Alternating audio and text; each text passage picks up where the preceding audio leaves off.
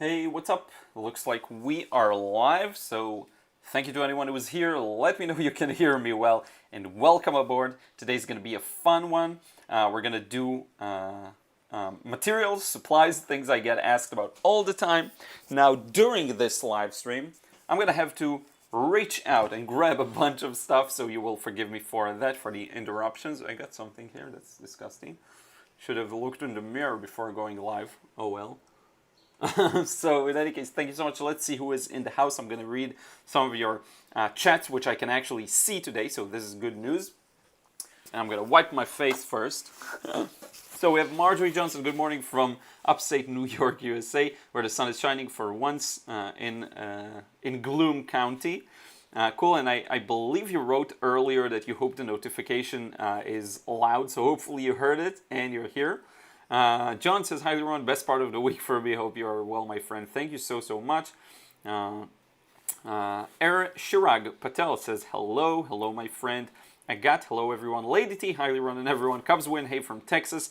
Greetings from Paris, Agat says. Welcome aboard. Of course I am, hi Liron. Hope you're well. Terry Carter, hello from South Carolina. Dave, hi Liron, good to see you and everyone. Snake says, hi. Is it sneaks or snakes? Sneaks. Sorry, my bad. I can't read sometimes.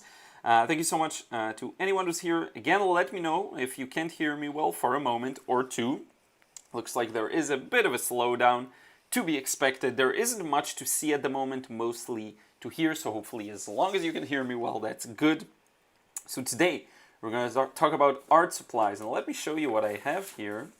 So basically I have this piece of paper with a bunch of stuff we need to go over, topics to discuss, but mainly I do want you to ask your questions. So any supply related question, which is the thing I get asked about the most, feel free to ask away. Today is the day to do that. So yeah, just to let you know, let me bring back my face for now. Let's see.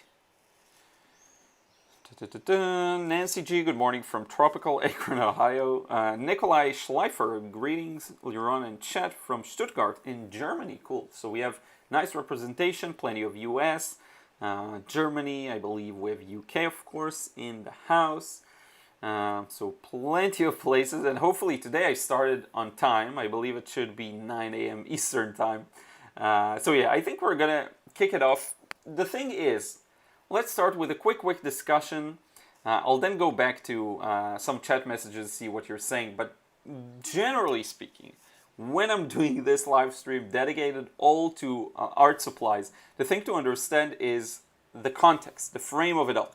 Do I think art supplies are that important? And this is the irony here, because I personally don't believe it's that important. I think skill and practice can conquer and overcome any bad art supplies. With that said, they can help. Good art supplies can help, which is why we're doing this. I want to share with you kind of a really big overview of everything I'm using, and not only for just painting here on my desk, which is right here, but also when it relates to plein air, or let me move this a bit, plein air, to sketching and anatomy. I want to go over the different types of things I do and how I approach them in terms of tools. Okay, I hope that makes sense. I just realized I didn't connect my Mac to charge while we're doing this, so let me do that real quick before we run out of battery. Because live streaming is a pretty major toll on the battery. Good thing I noticed. Let's see here. There we go. We are charging. Okay, good. So we're good. No worries. I'm going to take these off for a few moments. I just like to have these on to make sure the audio comes from there and not from the speakers accidentally. And let's see what else you're writing here in the chat. We have John Woodcock, hello from London. Tottenham. Okay, so that's cool. Les Sanchez, hello from the Philippines. J. Nathan Watercolor, hey, from Chiang Mai. Thailand. Timur Pitten, waiting for your new pen and ink videos. Yeah, hopefully I'll do one soon. Let me turn on the air condition. It's really hot today. Extra hot. Rosario Jimenez says hello. Lori Huber, morning. It's 7 a.m. here in Alberta, Canada. Timur pen, Liron back to pen and ink. Yes, I saw. I will. You will get some more pen and ink soon. Richard Bennett says hello everyone. Sends a dab.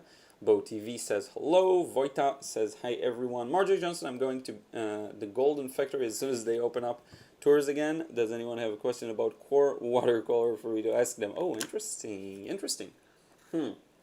I don't have any questions, but if you gain any interesting insights, definitely let me know, Marjorie. I'm curious to hear. Posted a bunch of stuff today, a bunch of content went plein air. I'm very happy with my plein air frequency this month, as I decided I will do more of, and it's at the moment it is working. So let me kick things off and start looking at some of my supplies. The first category I have is watercolor, because that's what probably is most relevant to most people here. And I'm going to start with paints. And again, the entire framework of this is don't get too obsessed on supplies, but if you do want to know what I use, here's everything, okay? So paints. I have a paint drawer here that you can't see, but I'm going to do a lot of this during this video. I'm going to grab my camera here and kind of travel with it, sorry for the dizziness, and show you some stuff that you usually can't see. So here we go. This is my paint drawer. I have actually many more, but this is the main one I reach to whenever I'm painting. So this, for example, the PWC, the opaque white, I use a lot. The bottom of the tube got ripped and paint is actually coming out of it, which is why I put it in this paper. But you can see all sorts of stuff. Now let me put this back here. And what I'll do is just go over some of the things you've just seen, okay? So I'll grab a bunch of paints from all sorts of brands. It's going to be hard to actually review everything, but I will show you select few that I really like and enjoy, and I find are good and work well for me. Here we go. This is PWC. Actually, let me get this one here. We'll start with paints. Now, if you have any questions, again, you ask me. And I'll get to them in a few moments. What else is interesting here? Okay, so generally, when we talk about watercolor paints, here's how I got started, because some people ask me that. I got started using Van Goghs. So the Van Gogh, relatively simple and cheap set, okay? It was the one with 12 wells. One of the paints that I really liked, it was cerulean blue. Which I really enjoyed using. It's a good paint. It's a decent brand. It's good for beginners for sure. Another one is Venetia, I believe by Mimary, or am I confusing the two? But in any case, this is a Venezia paint. Got this actually in Italy, if I'm not mistaken. And the thing is, you'll probably see it better here. You know, you get a fancy Logitech webcam and then the Mac camera ends up being better, so that's funny. So in any case, this paint, this is student grade if I'm not mistaken, so it's not a perfect quality. I played around with it a bit, but I don't have enough experience with these. It was okay. But I did get started with Van Goghs, and then I upgraded to Cotmans, Winsor Newton Cotmans, which weren't really much of an upgrade. It's these. This tube is done for. But you can see the Cotman writing. These are also student grade, not artist grade. The step up was that the Van Gogh ones was in pens, and these were in tubes. So to me that was an upgrade. I started with Van Gogh pens. This is actually Schmenke, but you know, just as an example, here is a pen. I started with these. Now as soon as I discovered tubes and the fact that you can fill a palette with them and continuously fill it up, use them, fill it up, use them, and they're more cost effective, I switched to those. At which point I switched to Daniel Smith. Now I started with their small set, the 6 paint set. I don't know if you remember this one, the introductory primary colors set. So this is the Pyrrole Scarlet, one of my favorite colors. I got it on my palette almost always. But then the more I dove deeper into Daniel Smith and I really found out that I liked them, I started getting the larger tubes. So here's an example for a staple of mine, the French Ultramarine I always use. I always run out of these. Recently got a cerulean blue. And I love alizarin crimson, though it's not as light fast as I'd want it to be, so I use it mostly for fun and practice. And this is for Daniel Smith. Now, I did discover another brand which I really like, PwC. Now, these are much, much cheaper than Daniel Smith, but the quality is pretty good, actually. It's really, really good. These are artist grade. It's by Shinhan. Here you can see the Shinhan writing. Now, Shinhan are known to have 3 lines, so this is something you want to have in mind. This is their artist grade, but they have 2 others that are student grade. Avoid. Only use the PwC, okay?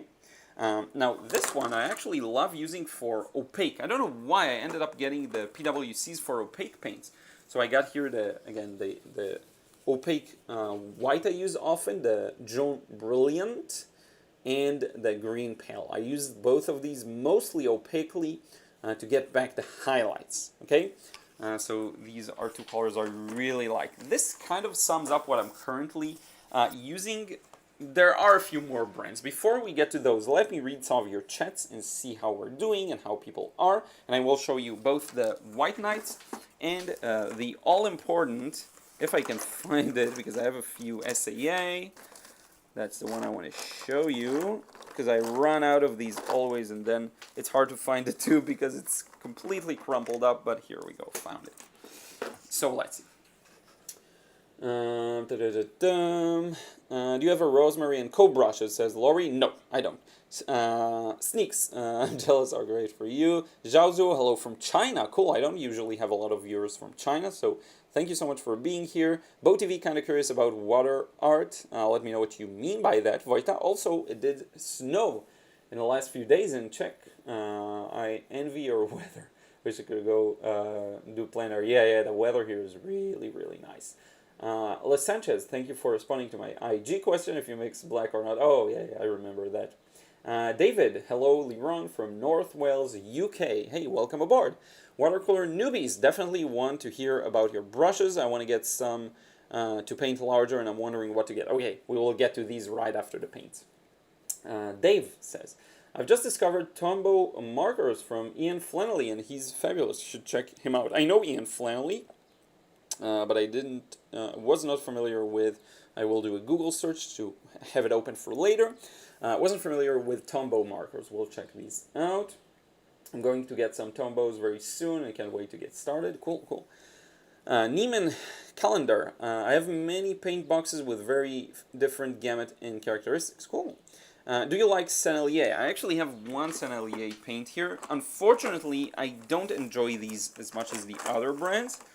Maybe I chose a bad color to start with. I do have this,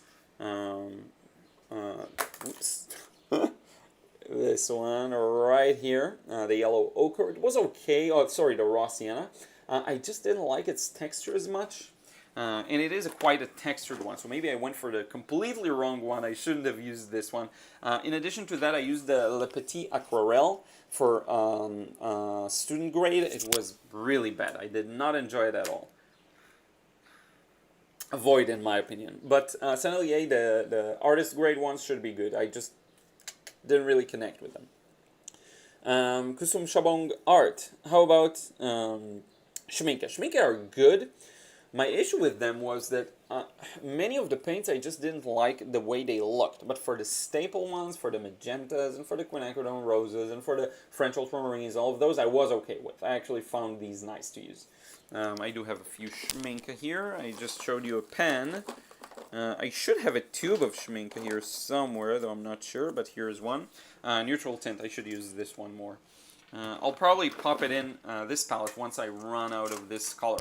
So the thing is, I'm really, really loose on my palettes in terms of, I had Paul Rubens paints in this palette to begin with. You can see it here. Paul Rubens. I believe a Chinese brand. Really good paints, really interesting.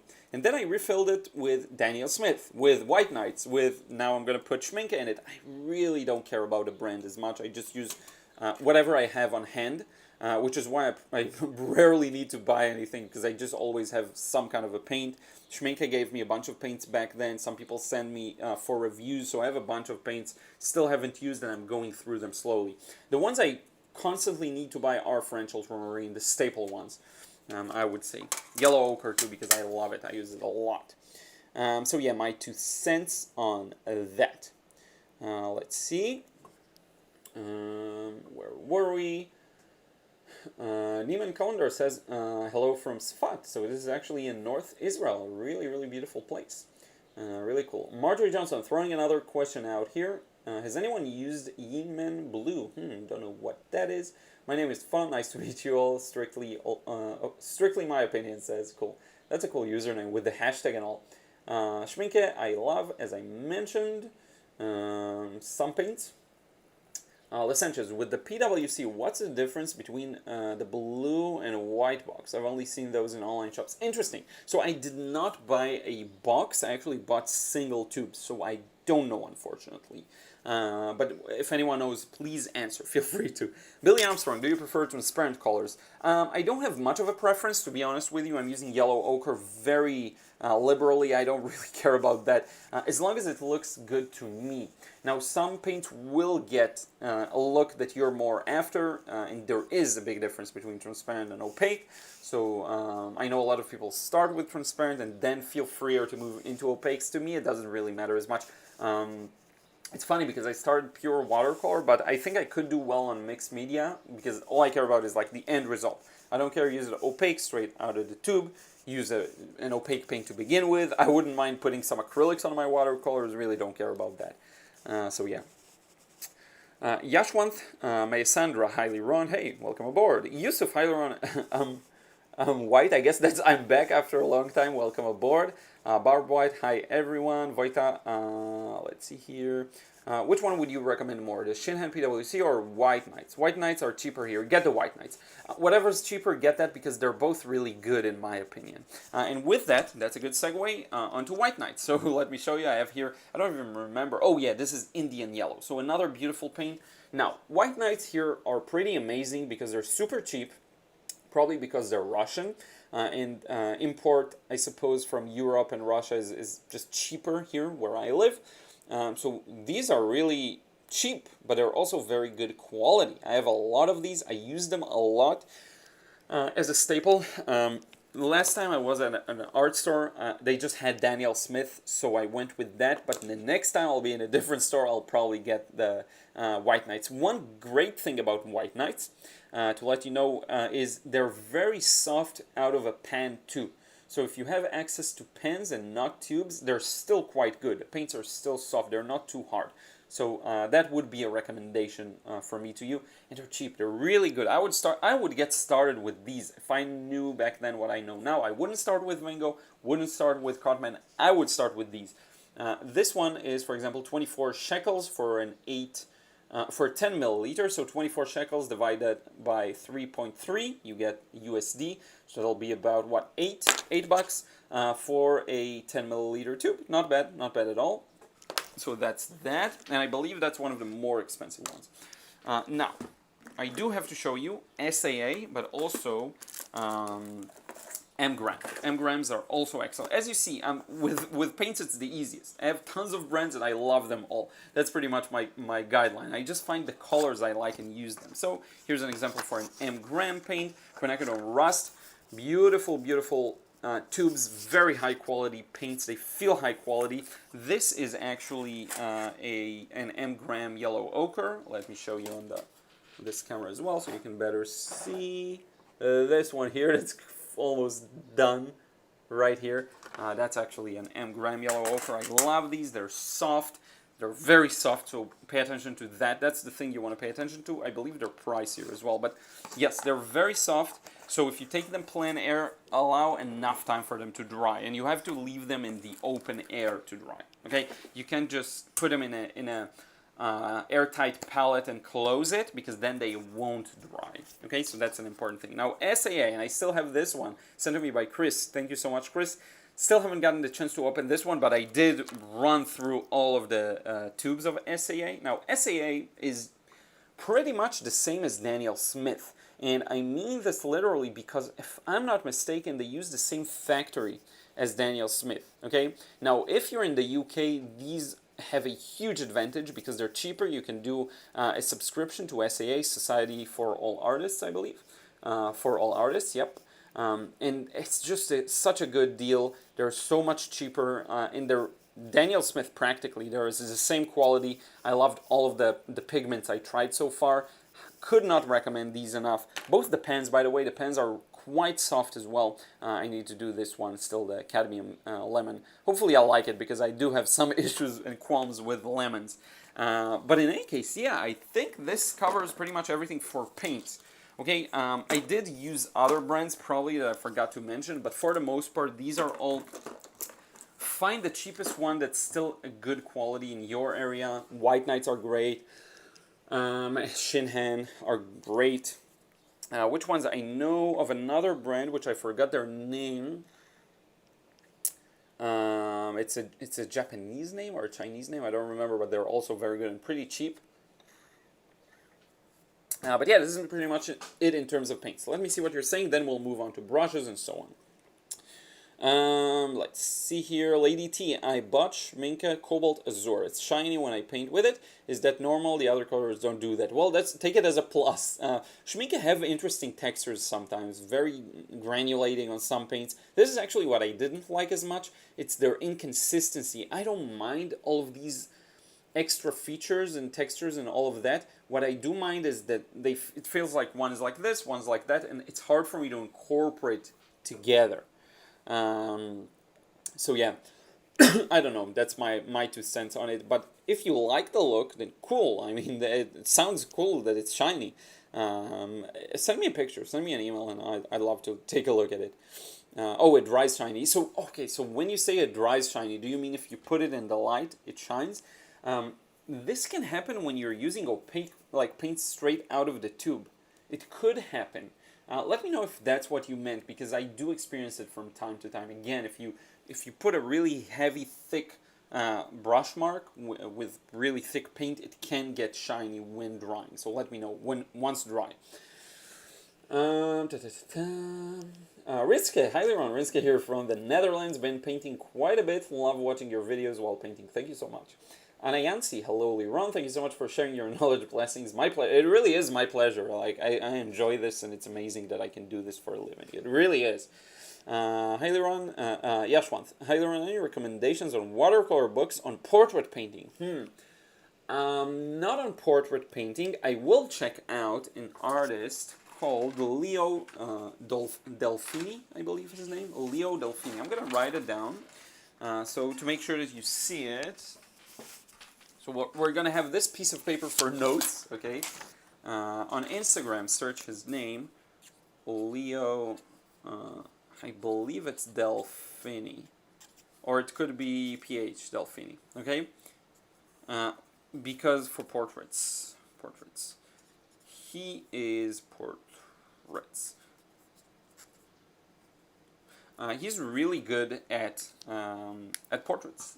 Really interesting process. Again, not a book, but a good resource on that. I would check out Stan Miller's videos here on YouTube. Of course, he's a legend, Stan Miller. Strictly my opinion, Mijello. I'm thinking about buying them. If you're talking about paints, I haven't tried them out, but this water bucket is actually by Mijello. And my airtight palette is also by Mijello. Let me grab that. I said I'd grab a bunch of art materials. So this palette is actually Mijello. I have a big mess here, but this is Mijello airtight. You can see it here. And it's really good. So, if you're asking me about the brand of Mijello, I love them. If you're asking me about the paints, I'm just not familiar enough with them. Now, let me show you something really important and relevant to today's vid. Ruth is actually here, and she's not running away today, despite me live streaming. So let me get a little up close here, show you her. Oh, look at her. She's so cute. She's really tired. We played with her in the park today, so yep. The light is terrible, but hopefully you can see her well. Let's go back. Sorry for the dizziness. Just be careful watching this stream. I know I'm moving the camera quite a bit, so sorry about that. Yeah. Let's see what else you're saying, and then we can move on. Would you recommend a Daniel Smith dark brown burnt umber never seems dark enough? Maggie McNevin. I'm not familiar with dark brown. I'm not familiar with many pigments, unfortunately. If you're looking for a good dark paint, I'll go with black, to be honest with you. I know it's weird for me to say, but use black and put something else in it. I find personally that phthalo blue with some kind of a Quinacridone Rose is a very easy way of getting a dark color. And if you want to neutralize it, use also lemon yellow, or what would work well? I think a lemon yellow would work best. Sepia, yeah, that's a good suggestion on Ayansi. Robin Cost, thank you so much from an island off the coast of Maine, USA, for your... I'm interested. What is it? Is it like a famous one? Because I know there are a few islands there. For your ongoing posts, as a beginner, I find your instructions very helpful. Thank you so much, Robin. Nikolai Schleifer, did you use modern, fully transparent, low-intensity earth colors like hydrated iron oxide PY42 or PR101? Yes, I have. I have gotten the chance to use PR101 for sure. It's interesting because I didn't like the whole fully transparent, low-intensity earth colors, and then I read the PR101 and it clicked for me. Yes, I have. Now let me check something because I may be right in my kind of guess. Let me ask you this: let's see if I can find the paint here. Okay, yeah, this is, what pigment is that? I'm really curious because I did experience something similar with this one. Why can I never find where it says the pigment on Daniel Smith tubes? Daniel Smith. Oh yeah, okay. PO48. Yeah. So it's not the same pigment, but so here's the thing. I got the same vibe using, for example, Quinacridone Burnt Orange, or which one was it again? Maybe, I don't know if Undersea Green has that same. I know what you mean. I really understand what you mean. PR101. Sorry about that. I definitely got to use. Lots of shakiness today. PR101 I definitely got to use. I know what you mean. I actually enjoy them. They're very good for an underpainting or a very initial wash. Yes, it's hard to sometimes produce a very dark value with them. That's the disadvantage. So make sure if you have that kind of application, just be prepared because it won't be as good. But yeah, it's I love these actually. I love the iron oxides, the reddish browns. I love them. PR101 especially, I did enjoy. I don't remember the name of the tube, but I do remember using it. Annelie Fort, or Annelies, sorry if I'm mispronouncing everything. My bad. Hi Liron, good to see you. From Melbourne, been tied up with uni activities, keep me away from my love of watercolor. Hope you get back. Hope to get back to it soon. Cool. So yeah, there is a stage for everything, I guess, and hopefully you're on track on uni and you're doing well, and you can then make more time. Hopefully you're doing something that you're interested in there as well. What do you think about Chinese white by AS? So what is AS? I can't make the connection. Let's see. It's not Daniel Smith. Let me see here. What is AS? I can't believe I can't take it out of like AS watercolor. I'm not sure which brand it is. Sorry about that. Can you write it again and then hopefully I'll figure it out. Terry Carter, have you done any gouache paintings? No, not yet. Divya V, any thoughts on Mission Gold? Not yet. Haven't tried them. Melem Lakdawala, shout out to me. Here you go. Here's your shout out. Thank you for being here. Strictly in my opinion, I have Sennelier. The Quinacridone Gold is beautiful. Interesting. Haven't tried it. Holbein, yeah, Holbein is another brand. Haven't tried it yet, but I heard a lot of good things. Los Sanchez. Kusum Shabong Art, made my own Moonglow with 50% Viridian, 25 Magenta, and 25 Ultramarine, but don't know if it's anything like Daniel Smith. Interesting. Moonglow, everyone loves Moonglow. I keep hearing about people enjoying Moonglow. I should try it out. Vivan Gupta, hello Liron. Luton is very... Art Spectrum, okay, yeah, sorry about that. Wasn't familiar with them. No, I haven't. Art Spectrum. I haven't tried Art Spectrum ever. Spectrum. Watercolor. I'll check them out later. I have never tried them. Sorry. Sorry, I don't have a good answer for that. Meisuko, today made the jump. Finally bought first proper watercolor and first proper watercolor paper. Cool, that's a big step. Congratulations, especially on the paper. John Watercolor says back now, hope I haven't missed much. You haven't. We're just talking about paints. There's a lot to go. There's a lot more to talk about. We may have to split this one up. Watercolor newbies, sketchy 30 faces in 30 days. Sounds great for watercolor portraits. Oh, cool. Is it an account? Is it a competition? Let me know. Eyes wide open in Hebrew. I'm going to read it in Hebrew, and then I'm going to translate. לירון, תבדוק את הסט היפני הזה. זאת חברה יפנית, והצבע מדהים, דש מניו ג'רזי. Which one is it though? Okay, so I'll translate. Liron, check out this Japanese set. It's a Japanese brand. The watercolors are amazing. Best regards from New Jersey. So let me see if I missed another message. Send me the set because I can't see it. I can't see it here for some reason, but let me know and I'll check it out. Watercolor newbies, Mijello paints are great. I like the pure pigment sets. Yep, for sure. I heard good things. Yes, I want to buy both. Sneaks, do you prefer single pigment paints and then mixing your own convenient? Yes, that's usually what I'll stick to. Yep. I want control over what I mix. So I usually avoid convenience mixtures, but I will sometimes use them. They're just convenient, so why not? Sometimes. Paint in hiding. Hello from Thailand. Cool. Junior M, Love Jello palette. Yeah, it's really good. I've been using it in most of my old YouTube videos. You'll see it everywhere.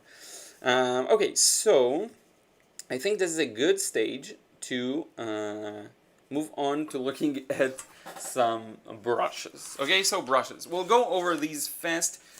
My current favorite brushes, the ones I use at least on a weekly basis, if not in every single painting, are number one, Escoda. Yes, I show them everywhere.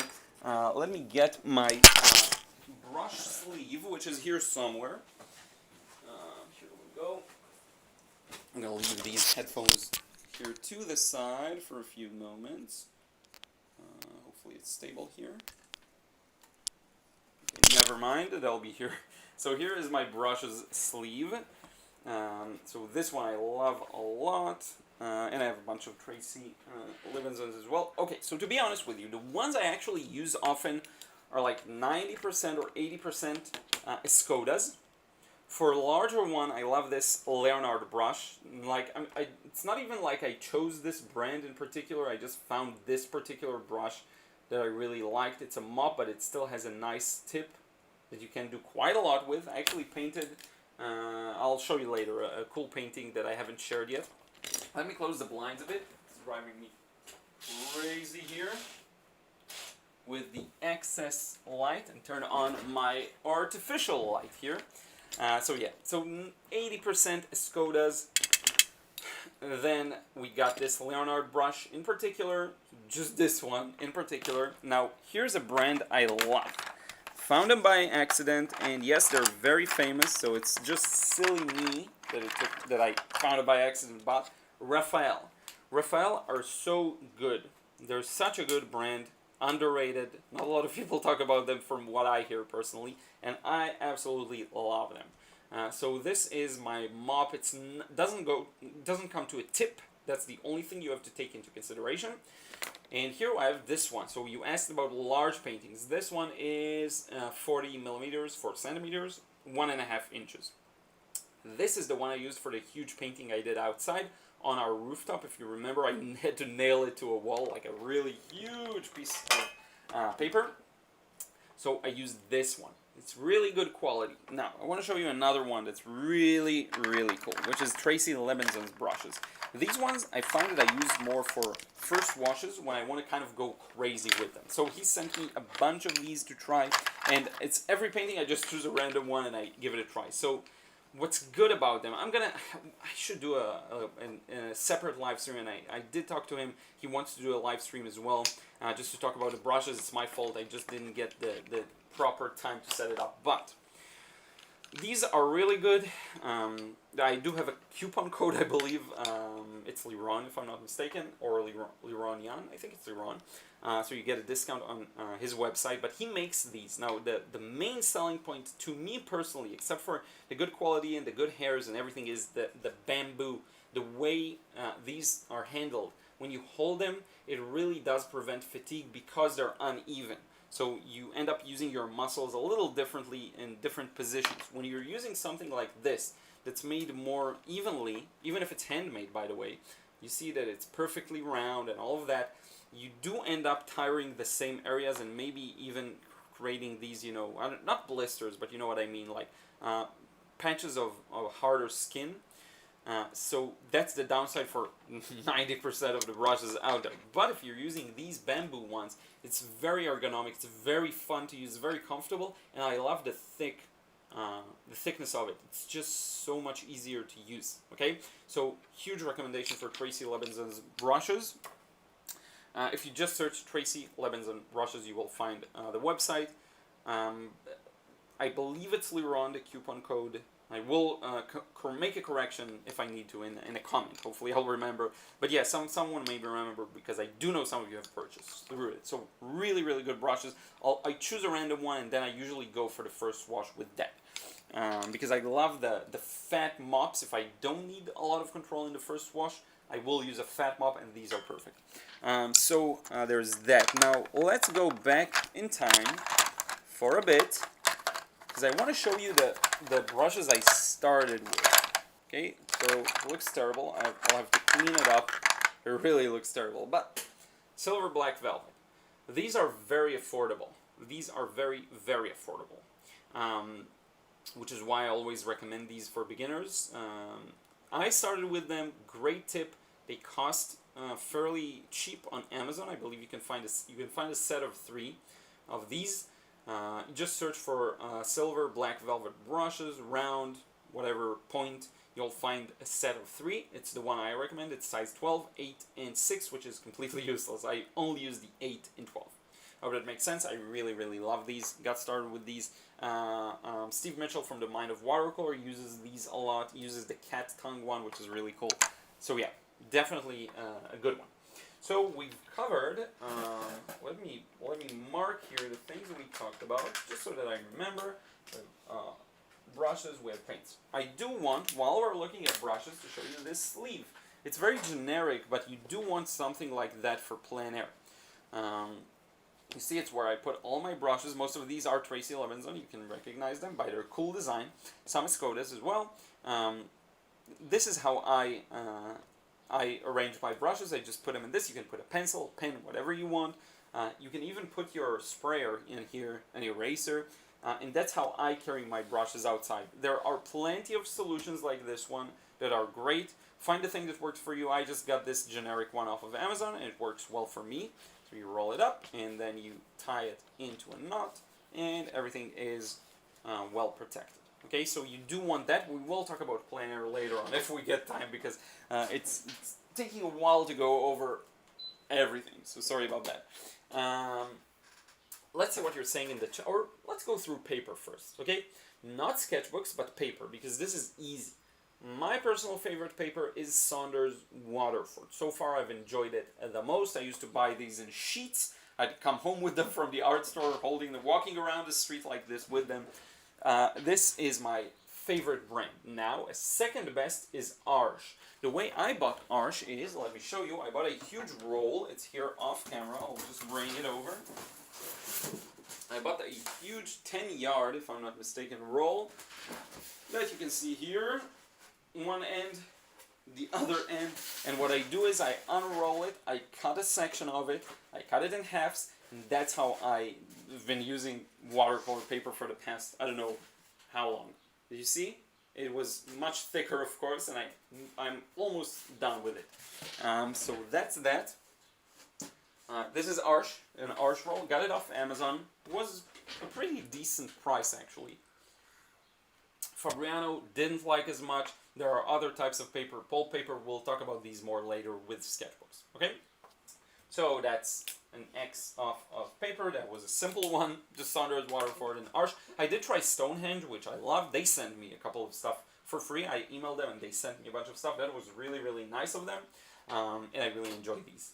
Two, just didn't use them enough recently to remember, or to, because manufacturing changes with time, so can't tell you for sure what's going on right now, but I did love them a lot. Let's answer some questions. Everyone loves seeing Ruth. Steve Mitchell using your interview with him for sure. Oh, I didn't see that. Wait a second, chat jumped on me. Great to see Steve Mitchell using an interview with him for short videos on his channel. Wow, I'm gonna check it out. I did not see that.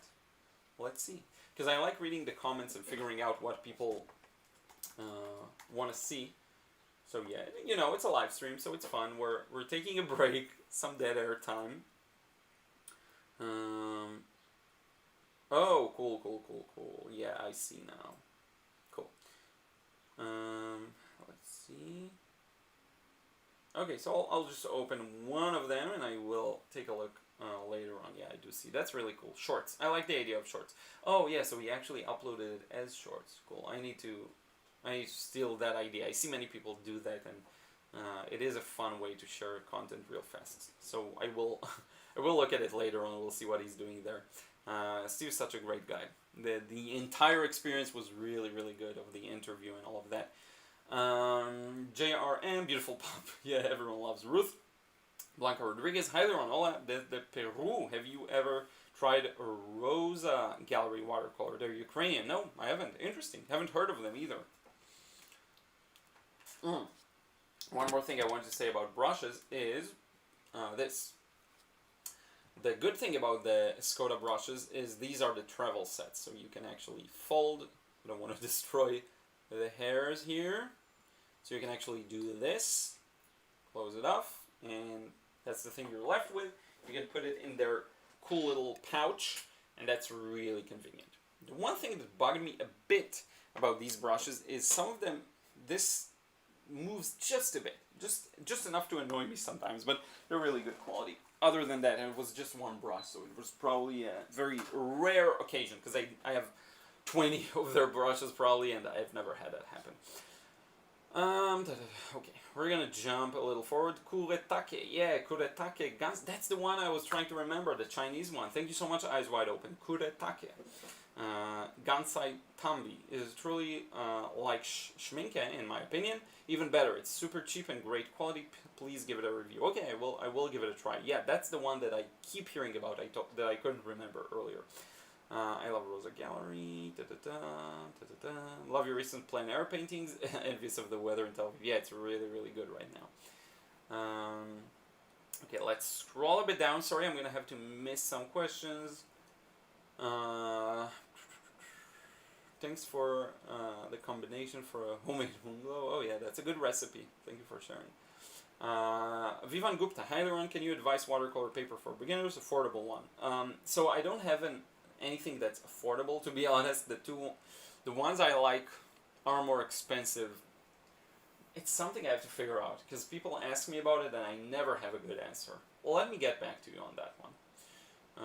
Strictly my opinion says I mostly use Escoda. That's really cool. By the way, everyone who's here, thank you so much for being here once again. If you can, drop a like on the video. That'll be really great for me, because it will help more people find it. So if you can, take a small break, just like the video, and that'll be really great. Thank you for that. Nikolai Schleifer, thank you for being straight up also about all the ugly and difficult sides of watercolor. Man, there's plenty of those.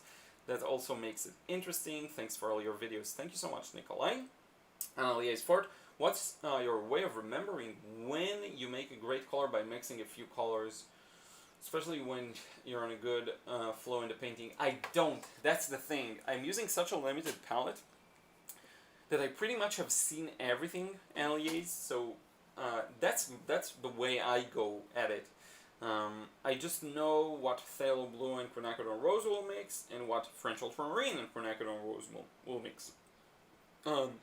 I know what Yellow Ochre and French Ultramarine look like. It's such basic mixes that I don't need to remember, but I do Once in a while I'll use a weird paint that I wouldn't expect to work. Like someone suggested me here on YouTube in a comment to use a yellow ochre and phthalo green, which I thought was super weird, but it actually, let me show you my face, I'm not showing you anything to do with which is such a weird combination, I thought at first, but it's so good.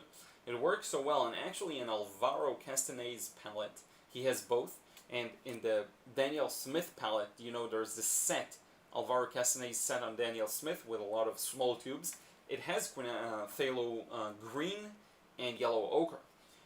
So that's a surprising combination. I just remember these two. And I'm using yellow ochre all the time, so it's easy to remember. So yeah, I hope it makes sense. Strictly my opinion. I have your stuff, Liron. Let me know what stuff. I'm not sure. Simone Merrill, are you using a mic from the headphones? Your voice is far. Yeah, sometimes I'm going. Let's see actually here. The mic is from the computer, if I'm not mistaken, so I can get it a little closer. Let's see if that'll work better. Audio input. Let me make sure. Yeah, it's from my Mac. I can make it from my camera, but then the audio quality isn't as good. Los Sanchez, sorry, gotta go. I have a movie scheduled with family for my birthday. Happy birthday. I'll catch up later. Thank you. Thank you for being here. Sarah Davis, I love your work. Thank you so much, Sarah. Anna Yancy, happy birthday, Los Sanchez. Sarah Benson, is there a specific type of brush hair you like? I've heard a lot about squirrel and goat hair, but I'm new to painting and I don't know what's best. My suggestion would be to try it out and see what you enjoy the most. You can even try some at the store, so you don't have to actually buy them. Honestly, I prefer using synthetic from like animal reasons.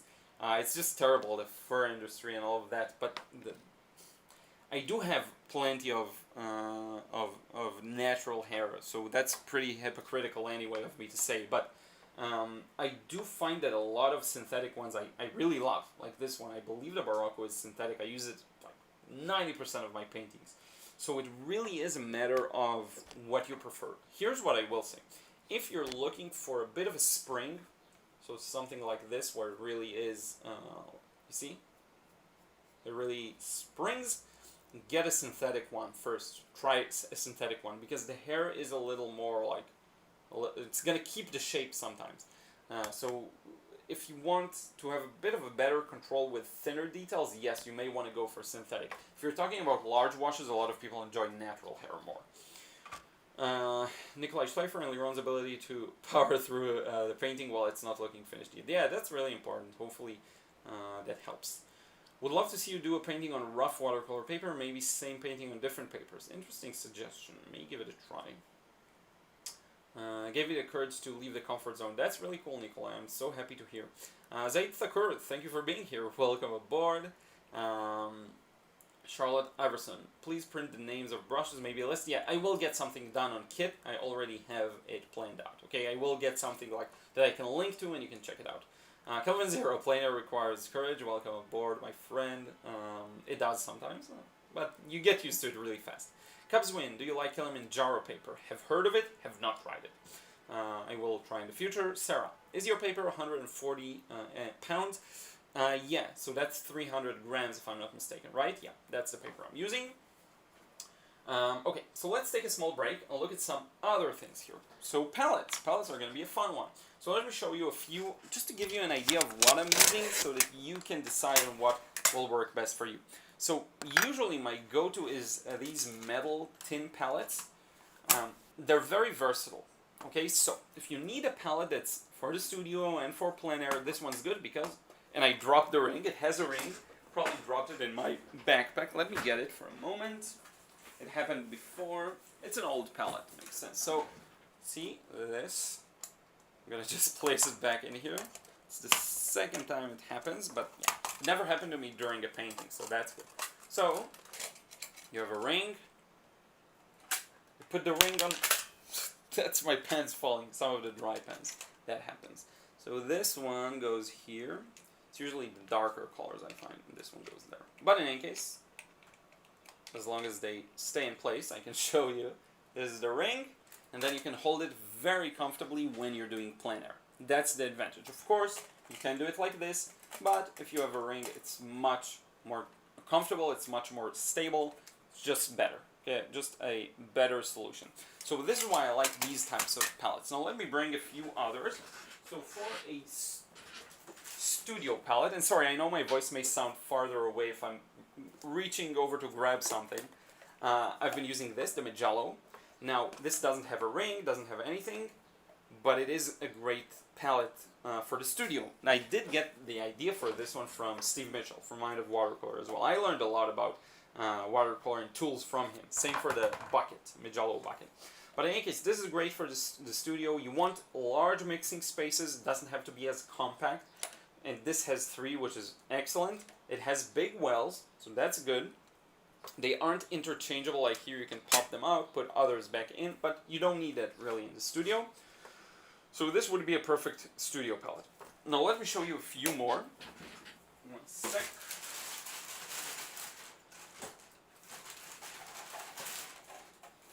I actually have probably tons of palettes here. Let's see. I did throw away a few, so I'm just going to show you the highlights. I believe I should have one that I really like here. Found it. So if you really need a small one, I like this one. Whiskey Painters, private stock, is what it says here. It has the ring, so you can put it like this, again, and it's tiny. Not a lot of mixing spaces, just 2.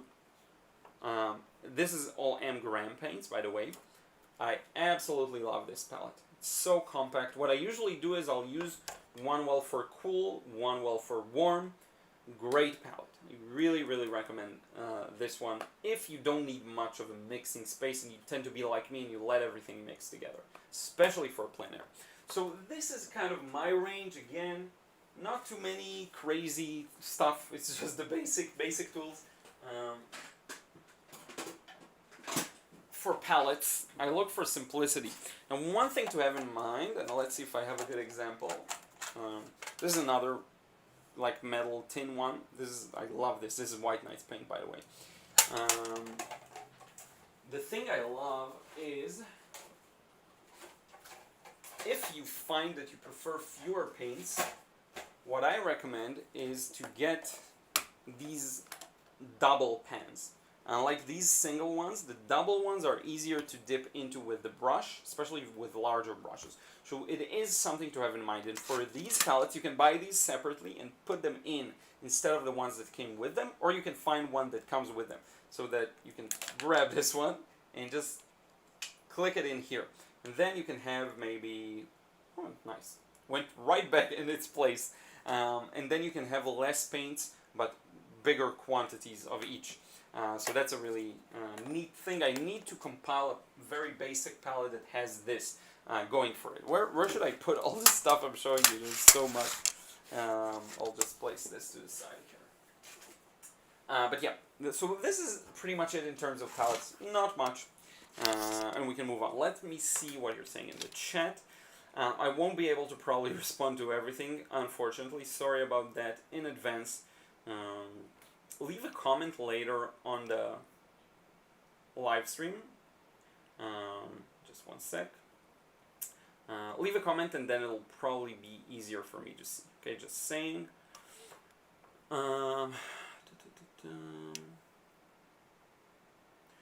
Okay, good. So let's run through a bunch of comments here. I'll try getting to most people. Again, my apologies. And let's move this a bit. Hopefully you can see me well. Sorry for the shaky setup today. Let's see if there's a question. John Woodcock, Liron, an artist you ain't reviewed is James Gurney. Very good. Yes, he's on my list. I'll definitely review James Gurney soon. He's so good. Paint and Hiding, I really like Bao Hong for Paper Block. Yeah, I heard of that. You, Steve, and Marty Owings would be great to see you together in a conversation. Yeah, we should do something like that. I have seen their conversation, I believe. Firat says, hi all from Turkey. Welcome aboard. Yeah, patches of harder skin are calluses. Yes, I remember now. Your volume is super low. Sorry about that. Let me know if it's better now. David Green, hey, how are you, my friend? As usual, your presentations are so informative, and to think you are self-taught, just amazing.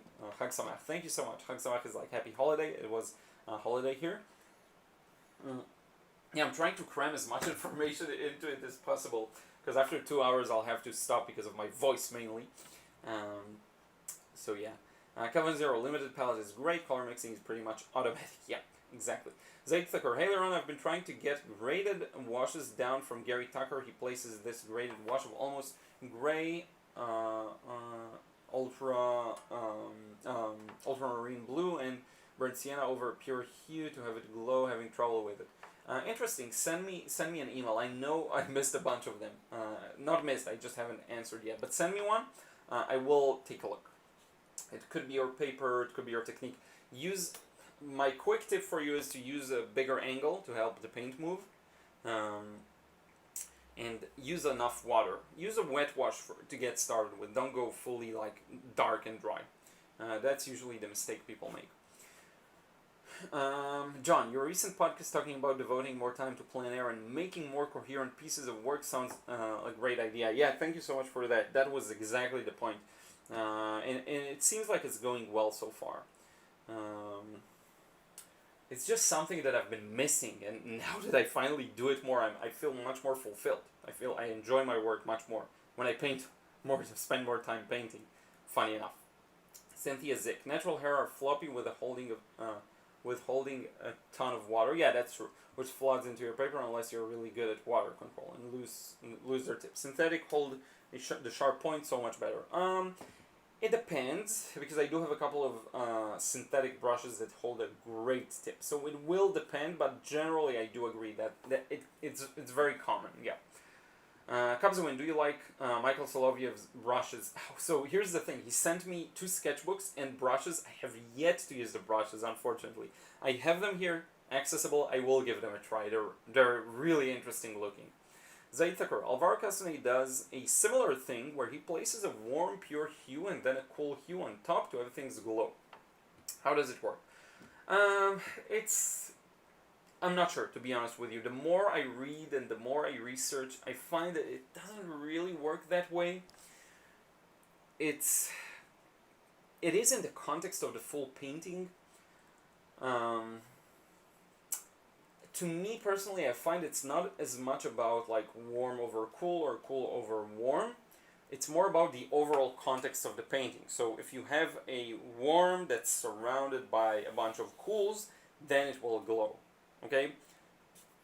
If you glaze one over the other, that's not necessarily the thing that leads to the glow. It's the end result of what it looks like together with other paints. Okay? So to me it's more like if there's a bunch of cool and then warm, it will glow. If there's a bunch of warm and then cool, it will stand out. You know, it's not really the glazes that do that from my kind of understanding.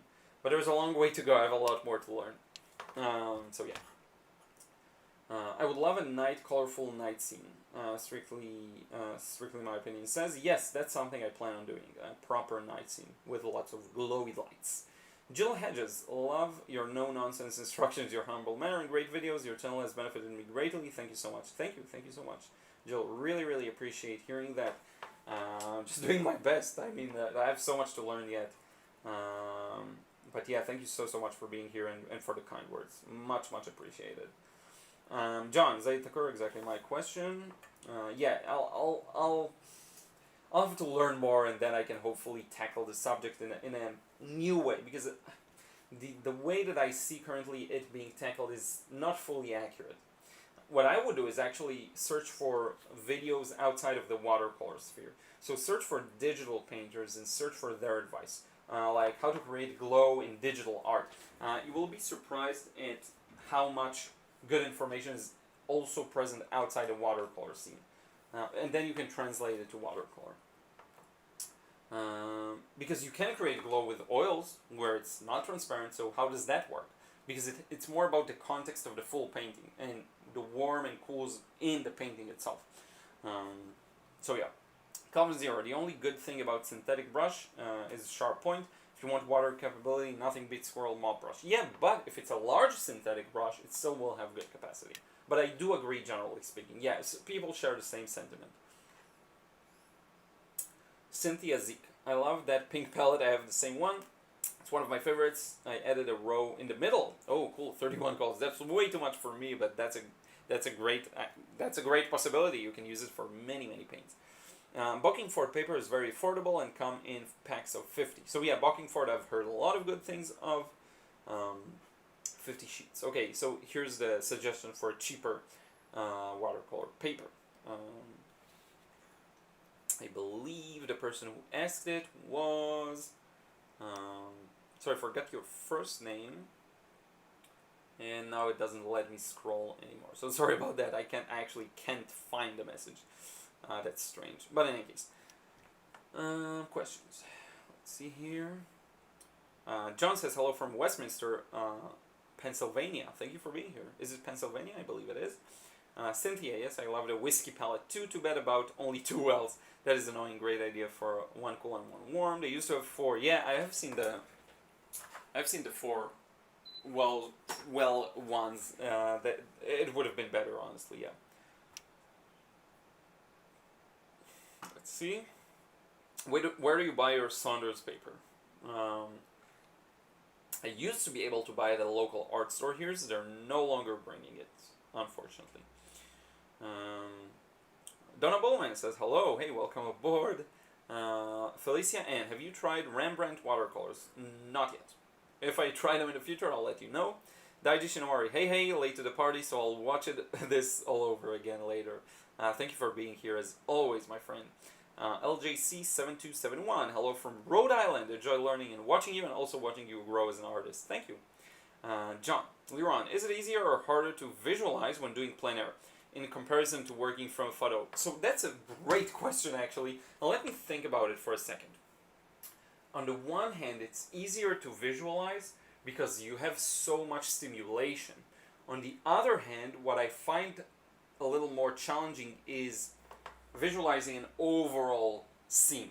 So I will be able to much better see that tree trunk and the foliage in the background and the building and the car. And if I focus on just one thing, I can see so much more nuances of light and shadow and temperature when I'm doing plein air.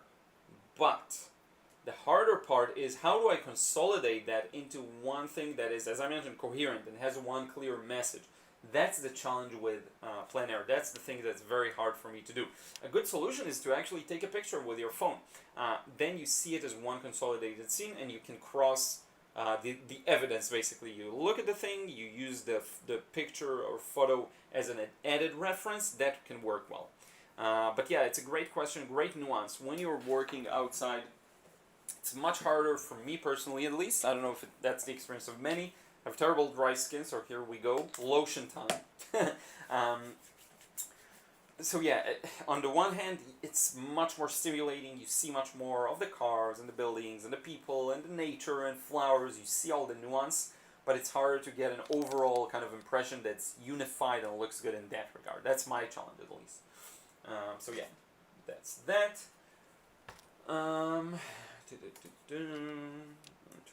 Neutral tint. Haven't tried Holbein, unfortunately. Lenny. Zaid Thakur, can you share what you learned from the DVDs of the masters you've got and do a review? That's a good question. Zaid, I'll say this. I have 2 DVDs by Alvaro Castaney, one by Joseph Zbukvich. It's hard to say. What I learned was very intangible, unfortunately. I would have wanted to learn something more tangible. First, I learned it's possible to create something like that at that level, because when you see someone doing it, kind of like that awesome video of Zbukvich here from Get Some Color in Your Life with Graham, I believe it's his name, the show. It's just seeing it in action makes you understand it's possible. So that the idea of believing that it's possible to create such high quality in watercolor, that's one. The second thing I say, the most tangible thing, is the effortlessness. And here's what I mean by that. Where I would work really hard to convey something and have such a hard time with the shape and the details and all of that, when I look at how these artists work, they just master the technique so much that they get the same thing done with less effort and less work, and that's something huge. So, for example, when you see Bookvich take a fat mop brush and just go like this and puts a tree in where you struggle to fill in the shape, it really makes you think, I shouldn't have worked, I didn't have to work as hard. So I will say that's the main thing I learned, the main tangible thing. I should take this live stream and crop it in like tiny shorts like Stephen Mitchell did. There's so much quality questions here. But it takes so long to actually cut it into multiple small parts. But I should definitely do that. Henny Shea, anyone tried Winsor and Newton watercolor paper? Haven't here. Pence Palacio, hi, welcome aboard. Calvin Zero, I learned a lot from oil painter channels like Romix Paint. Yeah, exactly. That's what I recommend. Go to these channels too. Mark, he's amazing. Lefteris Photopoulos, have you tried Talon's Van Gogh? Van Gogh, yeah, I have. I love them. It's what I started with. I don't know if it's the Talons one. Maybe the Talons is artist grade. I had student grade. I love them as a beginner a lot. Henny Shea, haven't caught up on the first half of the vid, but Liron, can you go through your Plein-Air equipment, please? I actually have it here. I will show you in just a second. I will show you a picture from today's Plein-Air. I think that will help, and I will also go over the materials themselves. Marjorie Johnson, I have a hard time simplifying a Plein-Air more than photo, I guess. Yes, that's my experience exactly. Because to turn it into one thing that's simple and concise, that's the hardest part. Dave Lowe, I need a butcher tray, didn't know what they were, but will be useful when using. Yeah, I heard about these too. John says, great idea to use the phone. Thank you so much. Thanks for asking. I never knew you had a podcast in Spotify. Should listen to it during painting sessions. Yeah, definitely. That'll be great. I have on Spotify, I have on Anchor, I have it on a bunch of platforms. So if you check it out, I'll be super grateful. Charlotte Iverson. I get caught up in too much tiny details outside.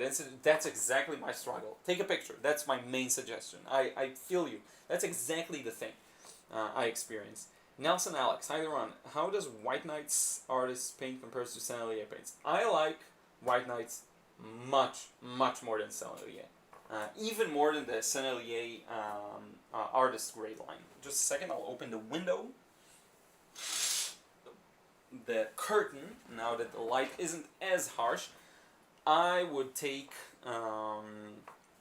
White Knights over Sennelier any day of the week, to be honest with you. Okay, so we're at a good point to continue. Let's continue. We finished with palettes, sketchbooks. So here it's pretty simple. Watercolor sketchbooks. I'll bring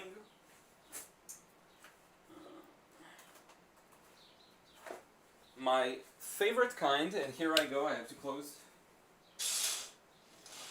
the curtain again. Sorry about that. My favorite kind, and you know it, you heard about it, is this sketchbook. My all-time favorite, Montval by Canson. This is pulp paper. It is not cotton, which is a disadvantage, and you will feel it, and you will feel it in your results, but it is great. It's great for pen and pencil for sure, but also for watercolor, okay? I do have quite a few decent, this is the one I like the most here, I think. I painted it in the park, 2 people walking, a bunch of trees. Had a really good time painting this one. I got Gollum here. That's funny. For the Inktober challenge that I did like 2 years ago or something. I don't remember even. A couple of interesting mixes. This huge monstrosity. But in any case, this is good. This is my go-to when it's not cotton paper. Now let me show you the best of the best that I used so far, which is actually Michael Solovyev's. So let me bring it over. 1 second. This is really good. And also Arsh make these as well. This is actually Daniel Smith. He's a brand ambassador. And here's the planner I did today. Let me show you. So a neat little thing, quick. Just working on getting one coherent, again, message in my paintings. So here's the thing. This is really high quality cotton paper. It has a texture that I love. It's kind of a rough to maybe cold press. I think it's cold press. And this is ideally what you want. Now, I know Arch has these two, so that would be best case scenario in terms of sketchbooks. My pure recommendation is this. If you can get this type of paper, it's really thick. This is 300 grams. The previous one was, I believe, less than that, but still a heavy paper, like 200 maybe. You know what, let me check. Maybe, I think it's 300 actually. Yeah. It's 300 grams, the previous one as well. But if you can get a cotton one, that's obviously much, much better. Okay? So there's that. In terms of sketchbooks. Now let's see what else I have on my list. We have a huge list to go over again, just to share with you. You can see it, but if I hold it up like this, you'll be able to see more of it. We're done with sketchbooks. Tape. I get asked about tape all the time. What tape do I use? So look at this thing here. The only guideline for me is that it's this slightly yellowy kind of off-white cream kind of paint. The one guideline is, if you can do this, this is the right kind, okay? Don't use the plasticky type of tapes. Now you do have to experiment because this tape in particular, this brand Fixer, has posed some issues for me. It's not as strong as some other ones I have used. So imagine you take a really strong one, you do this like on your cloth, and then on a cloth, and then you use it then. It's not strong enough, and it will sometimes pop out, especially after I'm using a hair dryer to dry the painting fast. Yes, it loosens glue in general, but it's even more severe with this tape. So you have to try out a few, but I don't use the painter's tape, the blue tape. I don't use any of those. The only one I like is this one, this type of tape, okay? It's the one I use for everything. So yeah, this is my recommendation. It won't rip the paper surface if you pick it up properly. So let me show you what that means. Let's say you taped a piece of paper. Here's how to lift it. You go like this. Don't go like this, up. Don't go up. Don't pull it off. Go like this. Okay, just touch the paper or the surface and go like this. That's how you remove it without ruining the paper surface. If you're using good paper, these types of tapes should not ruin it. Okay? So this is the tape I like to use. We're going to run through a few of these. Write any questions you have, I will get to them later. Hair dryer, I did write it down. Just a generic one. I use this, sorry if you want to cover your ears. I use this all the time to dry paintings fast. The one thing you have to watch out for is don't go too close, because you can burn the paint, I guess, but work from afar, and also try and cover everything evenly, because sometimes what will happen is it will dry unevenly. That's a problem. Sun is best. Sunlight is the best to dry watercolors, but if you don't have that, or you're working indoors, you don't have direct sunlight, hairdryer is a great solution. I can't believe I used to wait for things to dry.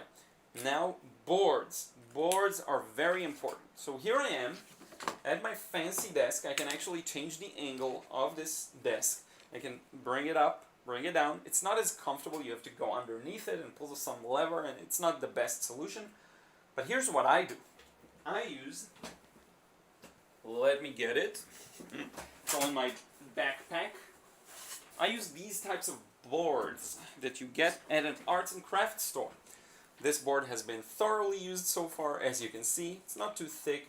This one works well for most small sizes, and I do have a larger one, double size, right here to the side. This is a must, because that's how I control the painting. If you tape it to the table, and this is huge, I never actually talked about it, and this will be actually a good snippet for, like, I don't know, Instagram or something. This is really important, because then you have the painting taped on it. You can control the angle. You can lift it, hold it in your hands, and go like this. Raise it, move it, do all of those things, and it really is useful. Okay, you definitely want a board. I play around with the angle all the time. You see me putting a tape, and then if I want a steeper angle, I'll replace it with a larger one. You see, I can do whatever I want with this. I can take it over from my desk to this natural sunlight, place it outside, bring it back in.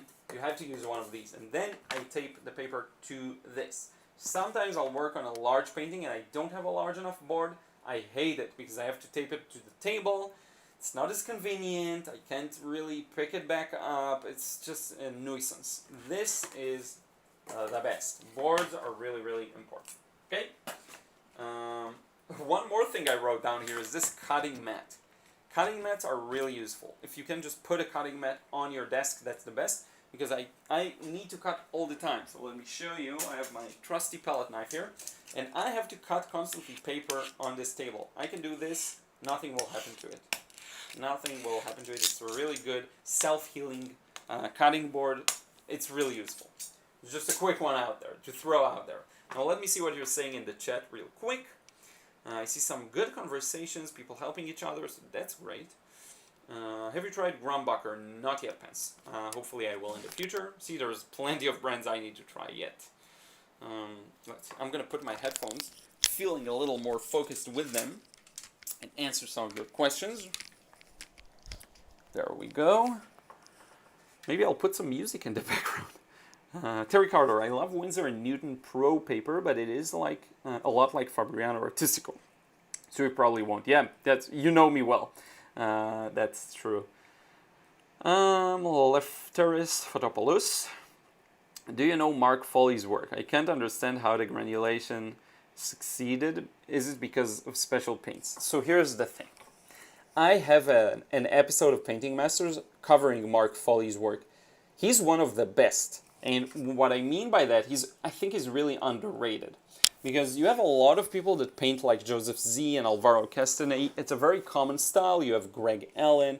You have, forgot his name. He's really good too. He's one of that group. They all paint very similarly. But then you have Mark Foley that has a fully unique, his own style. He's incredible. So how does he achieve what he achieves? I don't know. I'll have to see a video, and I couldn't find one. What I would say is maybe there is something to his paints. Maybe there is something to... Maybe he mixes them with something. It seems to me almost like he does mix them with something. His way of also editing the painting in an interesting way to merge, like half the painting is one area that he merged together, is really clever. If you search him now, Mark Foley, you will find his work is excellent, really, really good. I don't really know how he does what he does. It could be interesting to ask him, and he actually sent me a message on Instagram once, and then I responded, and he never responded. I don't know why. So let me check. Maybe I don't know. Maybe we'll find something here live. He sent me a message on Instagram. I was like, super cool. That's maybe he saw the Painting Masters episode, and then I sent it over. But I never got a reply, and it's weird because he's the first to send me a message. So let's see if I can find it. It could be interesting to talk with him and maybe pick his brain on how he does it. Watercolor artist. Oh, okay. He just sent a hello in 3 dots, and it didn't go anywhere from there. But let me show you real quick his work. I can even show you on my phone. Like I'm not really sure how you achieve that kind of a thing. That's like the worst way of showing a painting, but he's really crazy. So, crazy good. So yeah, I don't know. Sorry. Joyce Johnson. I love my sketchbook paintings, and when I go to paper art, my paintings are horrible. Help, what am I doing wrong? Wow, it could be many things. It doesn't have to be the paper. Are you using the same type of paper? Like, is your sketchbook and arch paper both cold press or both hot press? That could be it. Different thicknesses. Maybe it's different subjects you paint in them and one you're more comfortable with. Maybe the setup is a little different. You have to really examine all the different criteria. But feel free to email me. I'll try and get a look. Sennelier is suitable for botanical artists who work with a lot of layers. I get that because they're not very dark, unfortunately. Very often is what I find. So yeah, that will make sense. But that's not me. That's the problem. Painting the Sky Kingdom. My Da Vinci paintbrush fell apart. It is not that old, less than 1 year. So disappointed. Did you email them? Email them. They'll probably send you a new one. It sounds really weird for it to happen. They probably messed something up. Nelson Alex, what is the largest brush you use for watercolor? Did you like it? So it will be the one I showed you, the Raphael one. It's not that huge of a brush. Where did I even put it? Is it here? Here. It's not that big, too.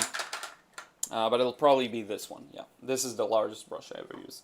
It's only 4 centimeters wide, 1.5 inches. So not too big. Yeah, I know. Digestion Oreo, the golden one is pretty good. Thank you. Mark, late getting here today. Have you tried ink and wash Plein-Air? I did a lot of pen and ink, but not ink and wash as much. Maybe a few. Never really have gotten to the point of doing a lot of it. Kelvin Zero, cellulose paper is difficult to use since water just sits on top of the paper. Yeah, it's a huge problem. What do you think about mixed pulp paper? Currently where I live, it's extremely difficult to get hold of, oh that sucks, of good 100% cotton paper. So far the highest percent of cotton I managed to get 60 and 40 pulp. I'll ask you, Nico, because I haven't tried a mix of the two, but I am actually curious to hear, because I'm sure a mix is better than no cotton. So let me know your thoughts on this. What was your experience with it? I'm sorry you can't find like 100%. That's really annoying. That's an annoyance, because paper is really important. Henny Shay, any tips on planning a painting theme for yourself? I find I paint so many random subjects, but I want to focus and learn rather than try everything. So choose one. Just choose one that you enjoy and do a series. That's how I used to do it. Like do a series. I used to do a series of portraits, a series of windmills, a series of rural settings. Do that. Just decide on one. You don't have to plan a theme for yourself as an artist. Just try a few things, see what clicks, what you enjoy, and do more of that. And then when you get tired of it, move to something else. John, Liron, where do you order the Montval sketchbook from? I found it really difficult to find. I used to get it off of Amazon. Don't know if it's still there. But definitely give it a try. Let me see if I can find it. Do you go to Amazon UK? Because I just go to, Amazon.com. We don't have our own Amazon. Well, actually, maybe we do. I'm not sure. Montval sketchbook. Let's see. Sketchbook. So I find it on Amazon. Concern Artist Series Watercolor Pad, 2-pack side wire. I'll post a link here.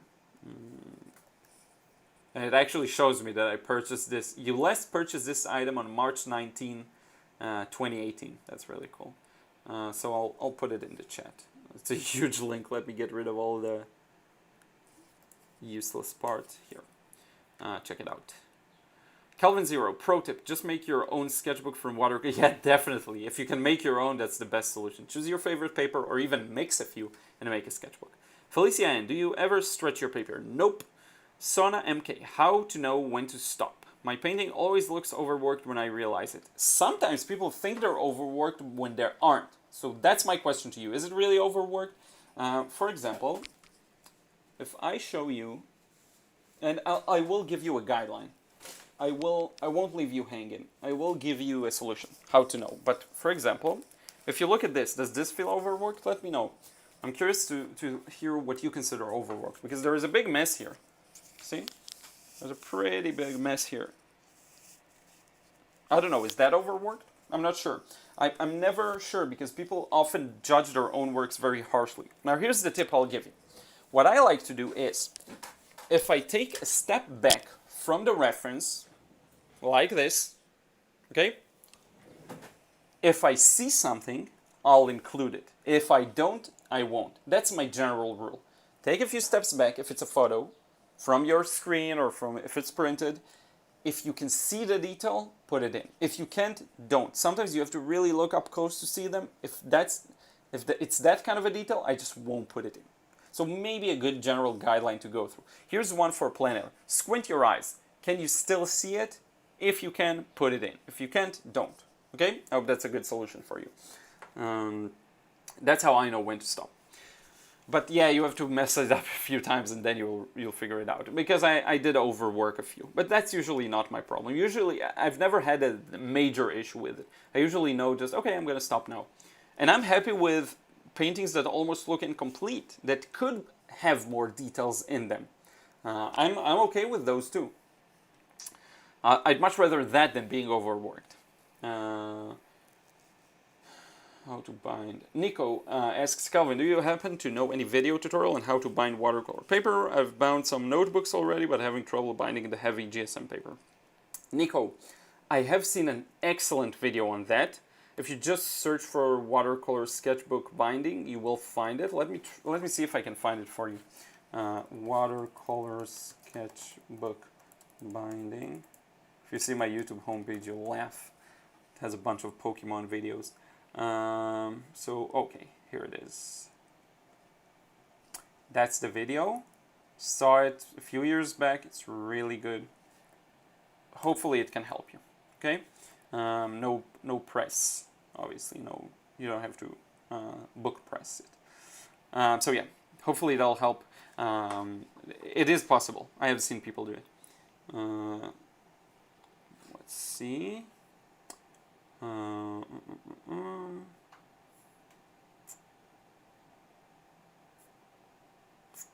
The chat really jumped on me. Okay, yeah. Making your own blocks, that's interesting.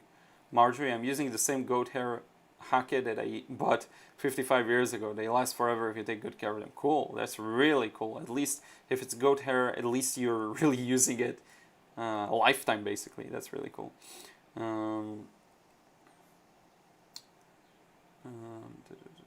Very useful information. Thank you, says Mesuko. Thank you so much. Zaitakor, hey Liron, do you have a hack for finding a mood in the painting? I've had times finding images I love to paint, but unable to find a mood.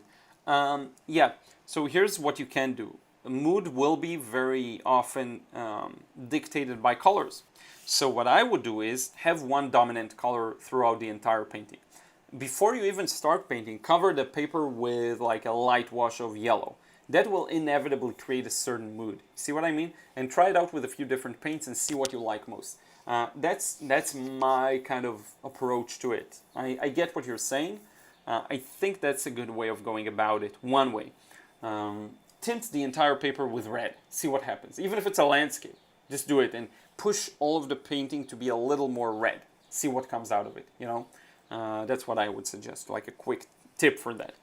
Nikolai Schleifer, the wood of the board helps with moisture management compared to plastic surfaces of the cutting mat. Interesting. I haven't thought of that too, but yes, it is true, you know. I actually had a lot of trouble with that when I used my cutting mat. I haven't thought of that, but yeah. So yeah, a wooden board is much, much better. And in more senses that I knew even. Laura Merrifield, good morning. Welcome aboard. Liron, is it cheaper to buy watercolor paper in sheets? Compared to blocks and sketchbooks, I find it yes, John. But roll is even better. If you can get a roll, it will last for much longer and it will cost much less. This is the experience I had with my roll here. I had it for almost a year now, probably. Even more than a year. Hi, Liron. I have always trouble with getting depth in my paintings. Have you any tips? I actually have a few videos on that. Search just Liron and depth. It's mostly about the values and temperature. If you push the values to be darker up front, lighter at the back, and you also have the blue colors at the back, warmer colors up front, it will make a big difference. So that's the quick tip I can give you. But I have a few videos just on that topic, so be sure to search for them. Felicia Ann, there is a granulation medium that increases granulation. Interesting. For watercolor. I know people use gum arabic for that too. Maybe, I'm not sure. Do you have a rough or cold press of Saunders Waterford? At the moment I don't. John, I wish. Deanne, rolls are the cheapest but expensive. If you don't paint a lot or in large scale, might not be worth your while. So here's the thing, if you know you'll paint for years, get a roll.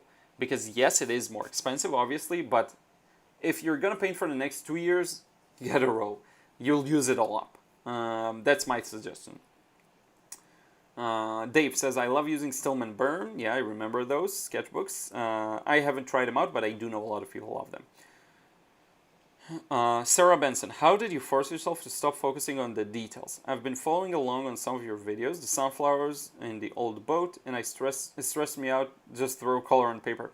Yeah, squint your eyes, take a few steps back, see the whole picture in a more simplified manner. put the picture in Photoshop if you have to, turn it black and white.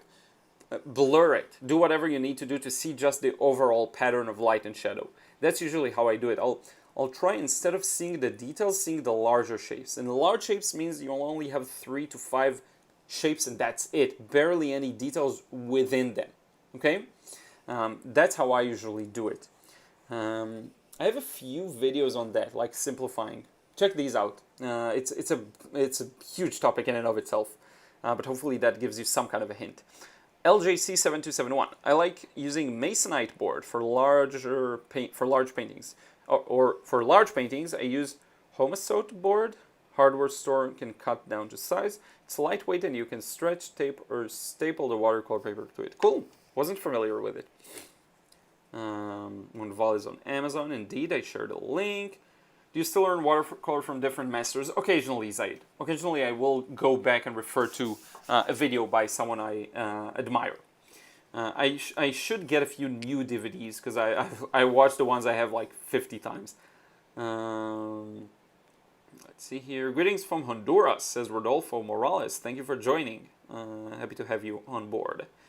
That's a nice tip about what's overworked and what's not. Thank you so much, Daiji. Pens Palacio. I sometimes send my partial works with my friends and ask for their opinion. Yeah, that's a great idea. Another good idea for not overworking is just stop early. Stop earlier than you would. Let the painting rest for a few days. Whole days, don't look at it. Look at it after a few days. For me, 1 day is enough, honestly, overnight.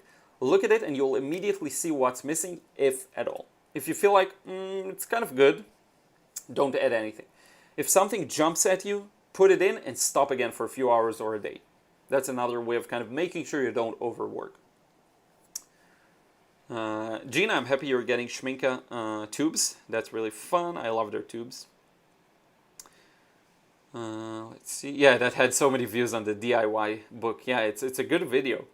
I enjoyed just watching it.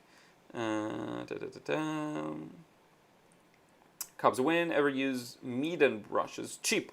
So you'll be surprised to find, Cubs, I used Meeden pens, just the pen, empty plastic pens. I searched for generic pens to fill in my palette, and I found Meeden pens, so I just bought the Meeden pens. Haven't used the actual paints. Funny. I remembered the name, and then I was like, oh, I have their pens. I think I may even have some thrown in here. Let me see if I can find one. This is Schminke. This is another Schminke. I should have a few Meeden somewhere in here. Maybe I won't be able to find them now. I'll find them at some other time. But yeah, I bought a few generic ones. Just empty. Is there a way to achieve darker tones without necessarily adding color? For example, doing a foreground tone darker with a milky wash rather than a cream wash. Is there a way to achieve darker tones without necessarily adding color? What do you mean without adding color? You can get a tone, an area to feel darker or separate by using different colors and temperatures. So that's another idea. Create the depth with color rather than value. For example, doing a foreground tone darker with milky wash rather than a cream wash. So milky would be thinner than cream. So you want to do like a darker value without physically adding more color. I'm not sure I understand the question. It's probably my fault though. You're probably clear. Let me know if you can clarify, Zaid. I'll try and answer it. Okay, so now it's time to move on to some other supplies. Cutting mat, we talked about measuring tape. Measuring tape is really important. I have this one here because when I bring out the roll, I need to measure it and cut it down the middle, so I'll use this. So just a quick miscellaneous kind of supply. Spray bottle, which I have been talking about a lot. Let me show you. And this is funny because I've gone through so many of these, and if you've been following me for a while, you know that I've been using so many different spray bottles. The one that ended up working for me is the one from Tarte, which is meant for like a stay spray. What used to be in here is spray for makeup to help the makeup stay and I don't know, not fade, I guess. So this is what was in here, but it's really strong, robust. It's not like flimsy. It's small enough to take anywhere. So this is why I love this one. So you have to really find one that works for you. Probably art stores in the US should have more of a variety. But if you can't like go to a pharma store, pharmaceutical stuff, and just get a spray for like something else, empty it, put water in, best solution, have been using it for years. Really important. I have another one, let me show you, a larger one that I use more for, I wanted to use it more for larger pieces, this one. This is really huge. And you can choose how sprayed it is. So you can have it very thin spray, or you can rotate it and have it very dispersed. So that's another good one. Now let's see what else we have here. Towel. Okay, I wrote down everything. I'm telling you, we're gonna go over everything. So this is my towel. It's a disgusting disgrace. I've been using it for ages without replacing it. Actually, a student of mine brought it to me because I always used to paint on like dirty paper towels, and I've been using it ever since. Let me try and find a bit of an empty section on it that I can use and fold it neatly. So here we go, a bit of a cleaner section. But this, I've been using this for, disgusting, for a year or two already. So just a towel, anything will work. Or for plein air, I like to take these paper towels.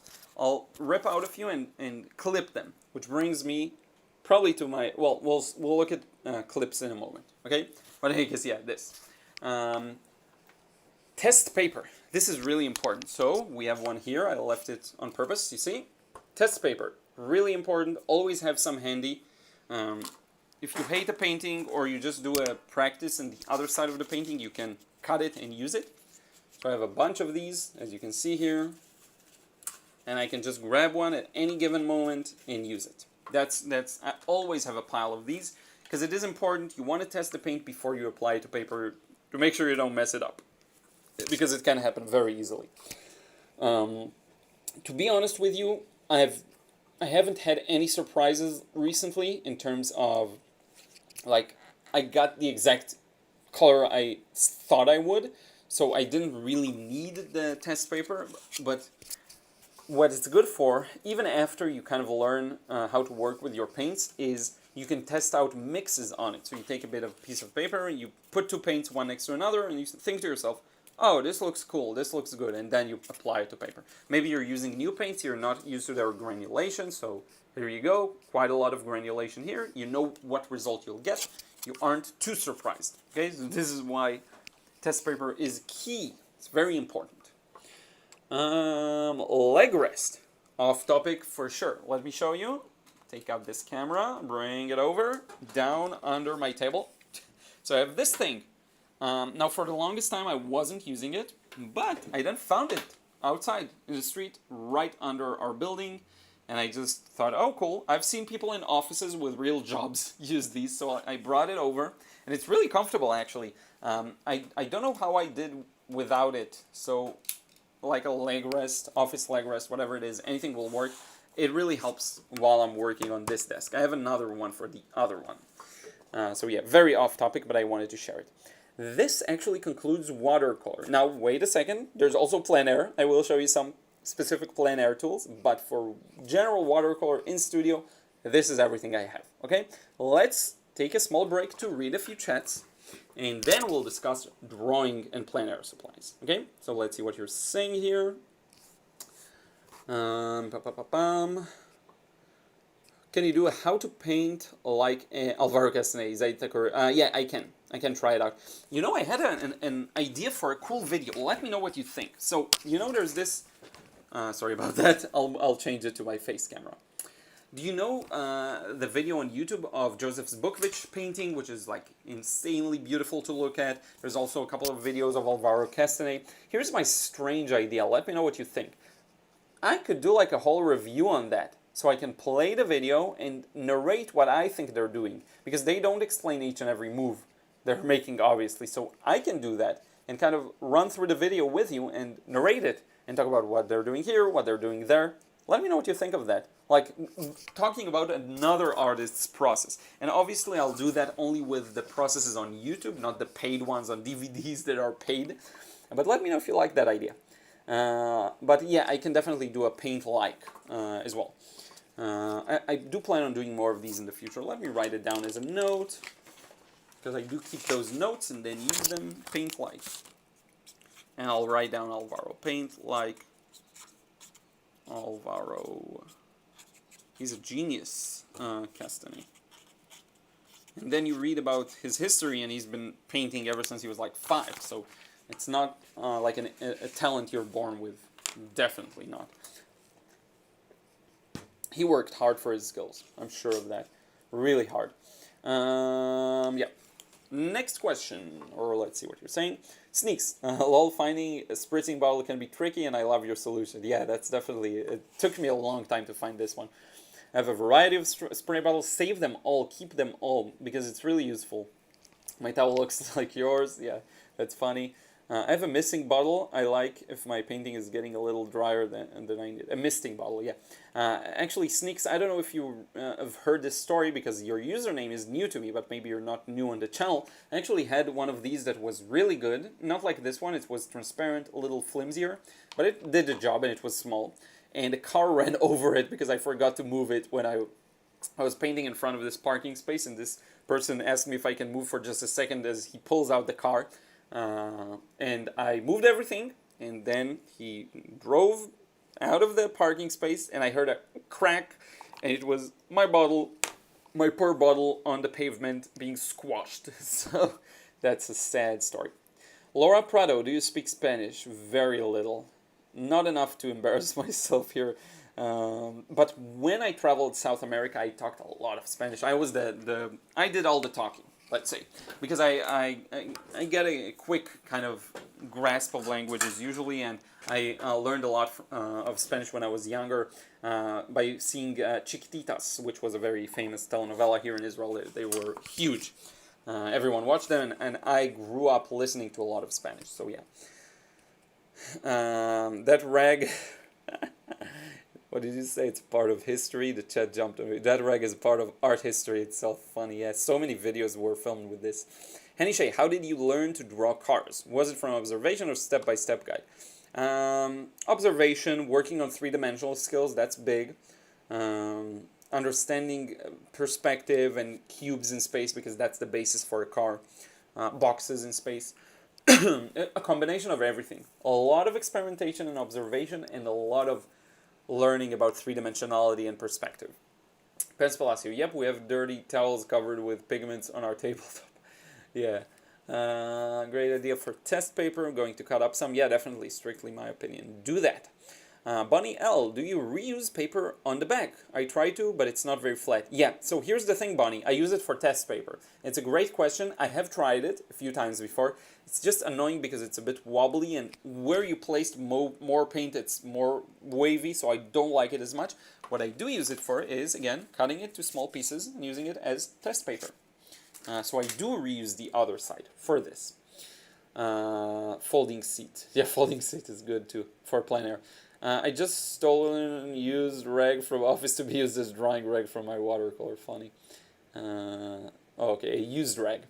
Funny. Scars 1951 says, boo, welcome aboard. Marjorie Johnson, for plein air, wiping off my brush, I got white socks at, oh yeah, that's a great idea. At the dollar store, cut the toe off and put them on my wrist like a sweat. Oh, that's really interesting. So you just put it and go like this. Oh, that's funny. I sometimes forget and I use my shirt. That's a problem. Yeah, if you use your shirt accidentally, that's a problem. It reminds me of the guy I painted with in Paris, and he would accidentally drink out of his watercolor water rather than his coffee or beer. That's funny too. Great idea about narrating. Yes, love that idea. Good idea. I can't believe the items that you find on the street. Yeah, you have no idea, John. Yeah. Well, you have an idea because I told you about a lot of them. Great idea. Thank you. So it looks like people would like to see that. We can definitely do that. I'll try recording it, and if I see that it works well, I'll get a sense for it. If I feel like it's just redundant, I won't, but it's a good idea to try. I want to learn, strictly my opinion, I want to learn how to paint light shadows and puddles from nightlight from the city. Oh, this is why you wanted a night scene. Yeah, I can definitely try and do that. Laura Merrifield, sounds great on the narration video. I'm working on a Thomas Schaller master study set. Watched a lot of his videos, but as you said, they don't always explain. Yeah, he's really good. He's really good. There's a lot of planning and editing with Thomas's work. Unlike Alvaro Castagne, who kind of just goes for it, and he does kind of go for it, and sometimes it works and it has the soul, and sometimes it doesn't. Thomas is really calculated, and his work is very carefully planned. You can tell that. I want to bring him over for an interview. I'll see if I can do that. That will be really nice. Sneaks, oh no, I'm losing your spray bottle. Zaytucker, how do you deal with bad squirt of misting bottle when it bleeds over? Overwork to get rid of it, or leave it to be a charming part? Yes, I leave it, exactly. I don't overthink it. It's okay, it's there, it's fine. I always do that. And everyone who's seen me paint like face to face, like students, they know that. Another thing is just be careful. Don't spray really, like if that's your paper, don't go like this. Take a bit of a go like that. A bit of a distance, okay? And do a few sprays. I go like this, from afar.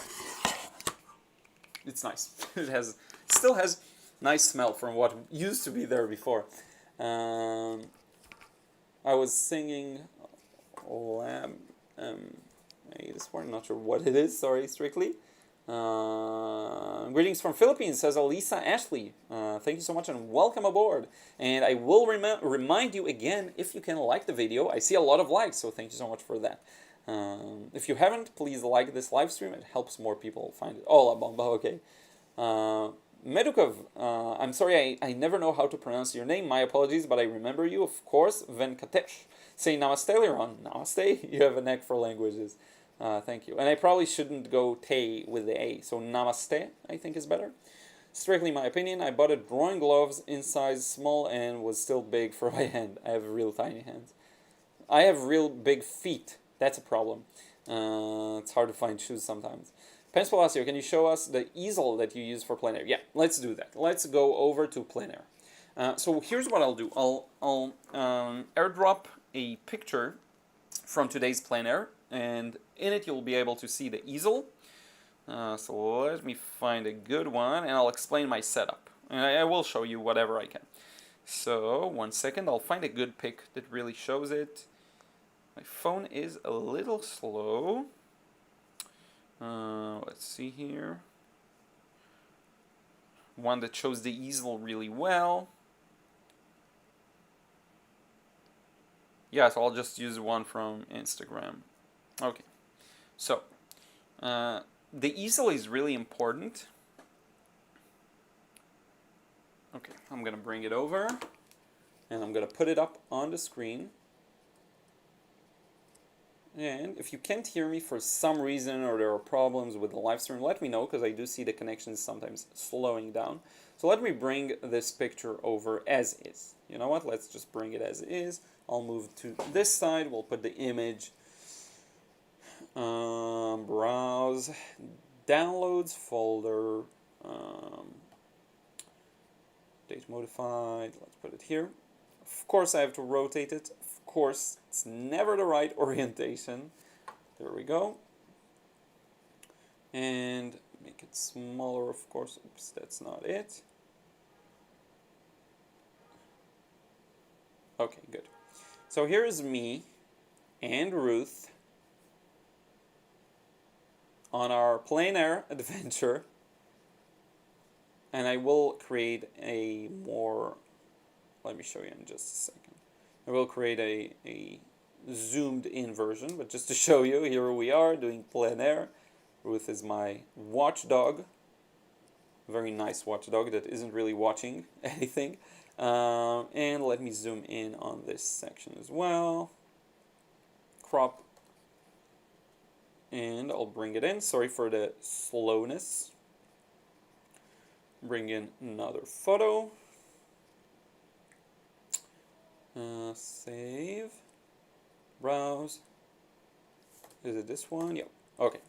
So here is what it looks like up close. And I will bring it over. So basically the setup that I have, let me bring over the easel. Just 1 second. I'll show you the real one.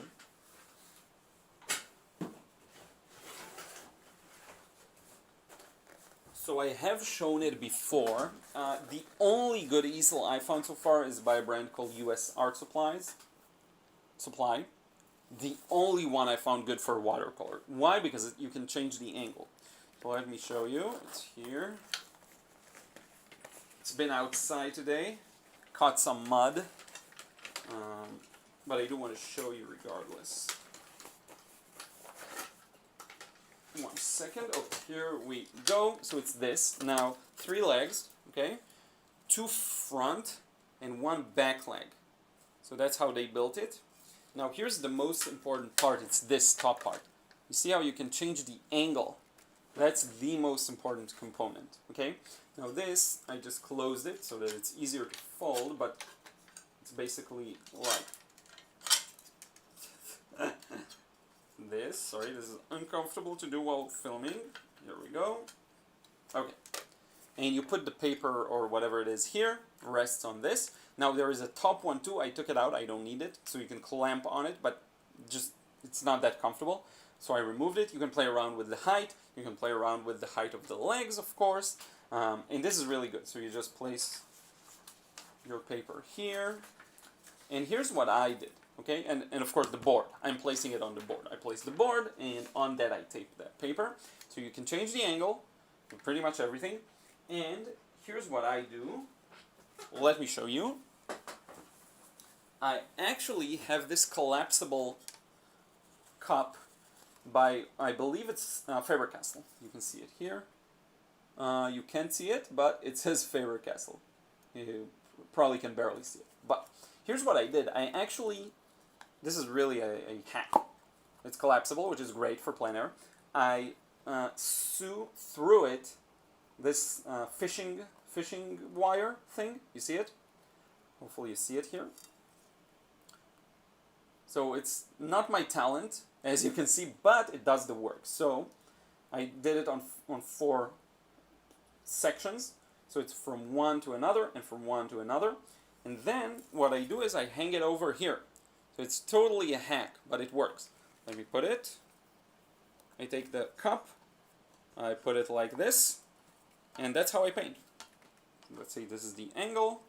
See? And I have my water cup here. I have my palette in my hand with the ring, and that's how I paint. Dip here, and you can also lean your brushes here, because it has this, you know, wavy kind of side to it, and that's how I paint outside. Okay? You can see it, of course, in the picture. So yeah, this is my hack for it. This is how I do it. US Art Supplies. I just found one on Amazon that's good. The rest were flimsy, or the angle wasn't adjustable, which was a nightmare. Let me tell you, complete nightmare. So hopefully that helps. That's a really strange hack that I have.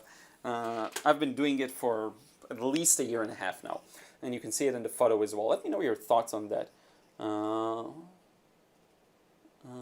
Let's see here. Link to the easel. I can try and find it. It's a bit hard to find, to be honest with you. US Art Supply Watercolor Easel. They should pay me royalties for sure.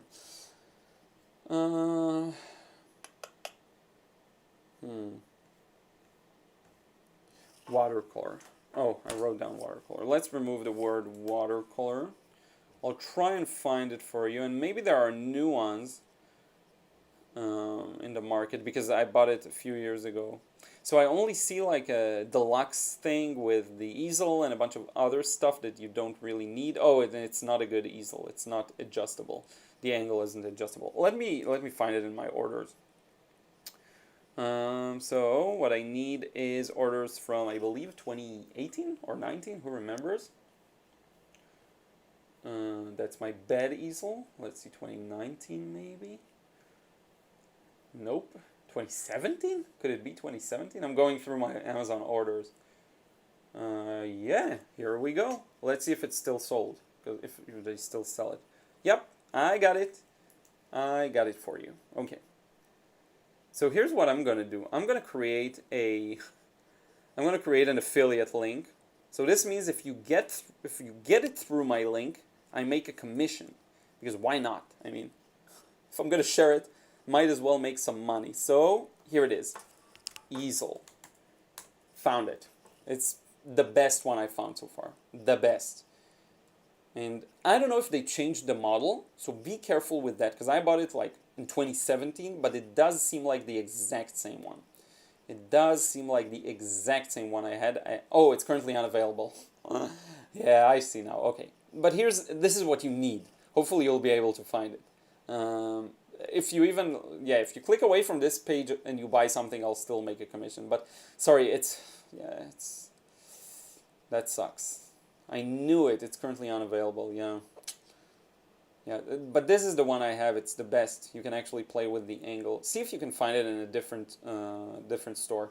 Because all the other ones you'll notice are just bad. I'm going to show you an example for a bad one. Okay, here's a terrible one. So I got a few of these. Now, I'm not saying it's a terrible easel totally 100%. It's bad for watercolor. Look at this one, okay? Don't buy for watercolor. Okay, this one is bad because the angle is not adjustable and it's a nightmare. I tried using one of these. It's so bad, you have no idea. Here's what you'll have a better odds with. If talking about hacks, you'll have better chances of actually getting a iPhone, like a phone tripod. Let me see, where's mine? Okay. This is my tripod for my iPhone. I use that to film videos. You'll have a much better chance of getting a board like this one and maybe drilling onto it something that will connect to this and then use this because this is fully adjustable. See? This is much, much better. I would customize this if you're a handy person. Do that instead. Don't get one of the bad easels. I'm telling you, you'll regret it. If it's not adjustable, yeah, you'll regret it. Let's see what you're saying here.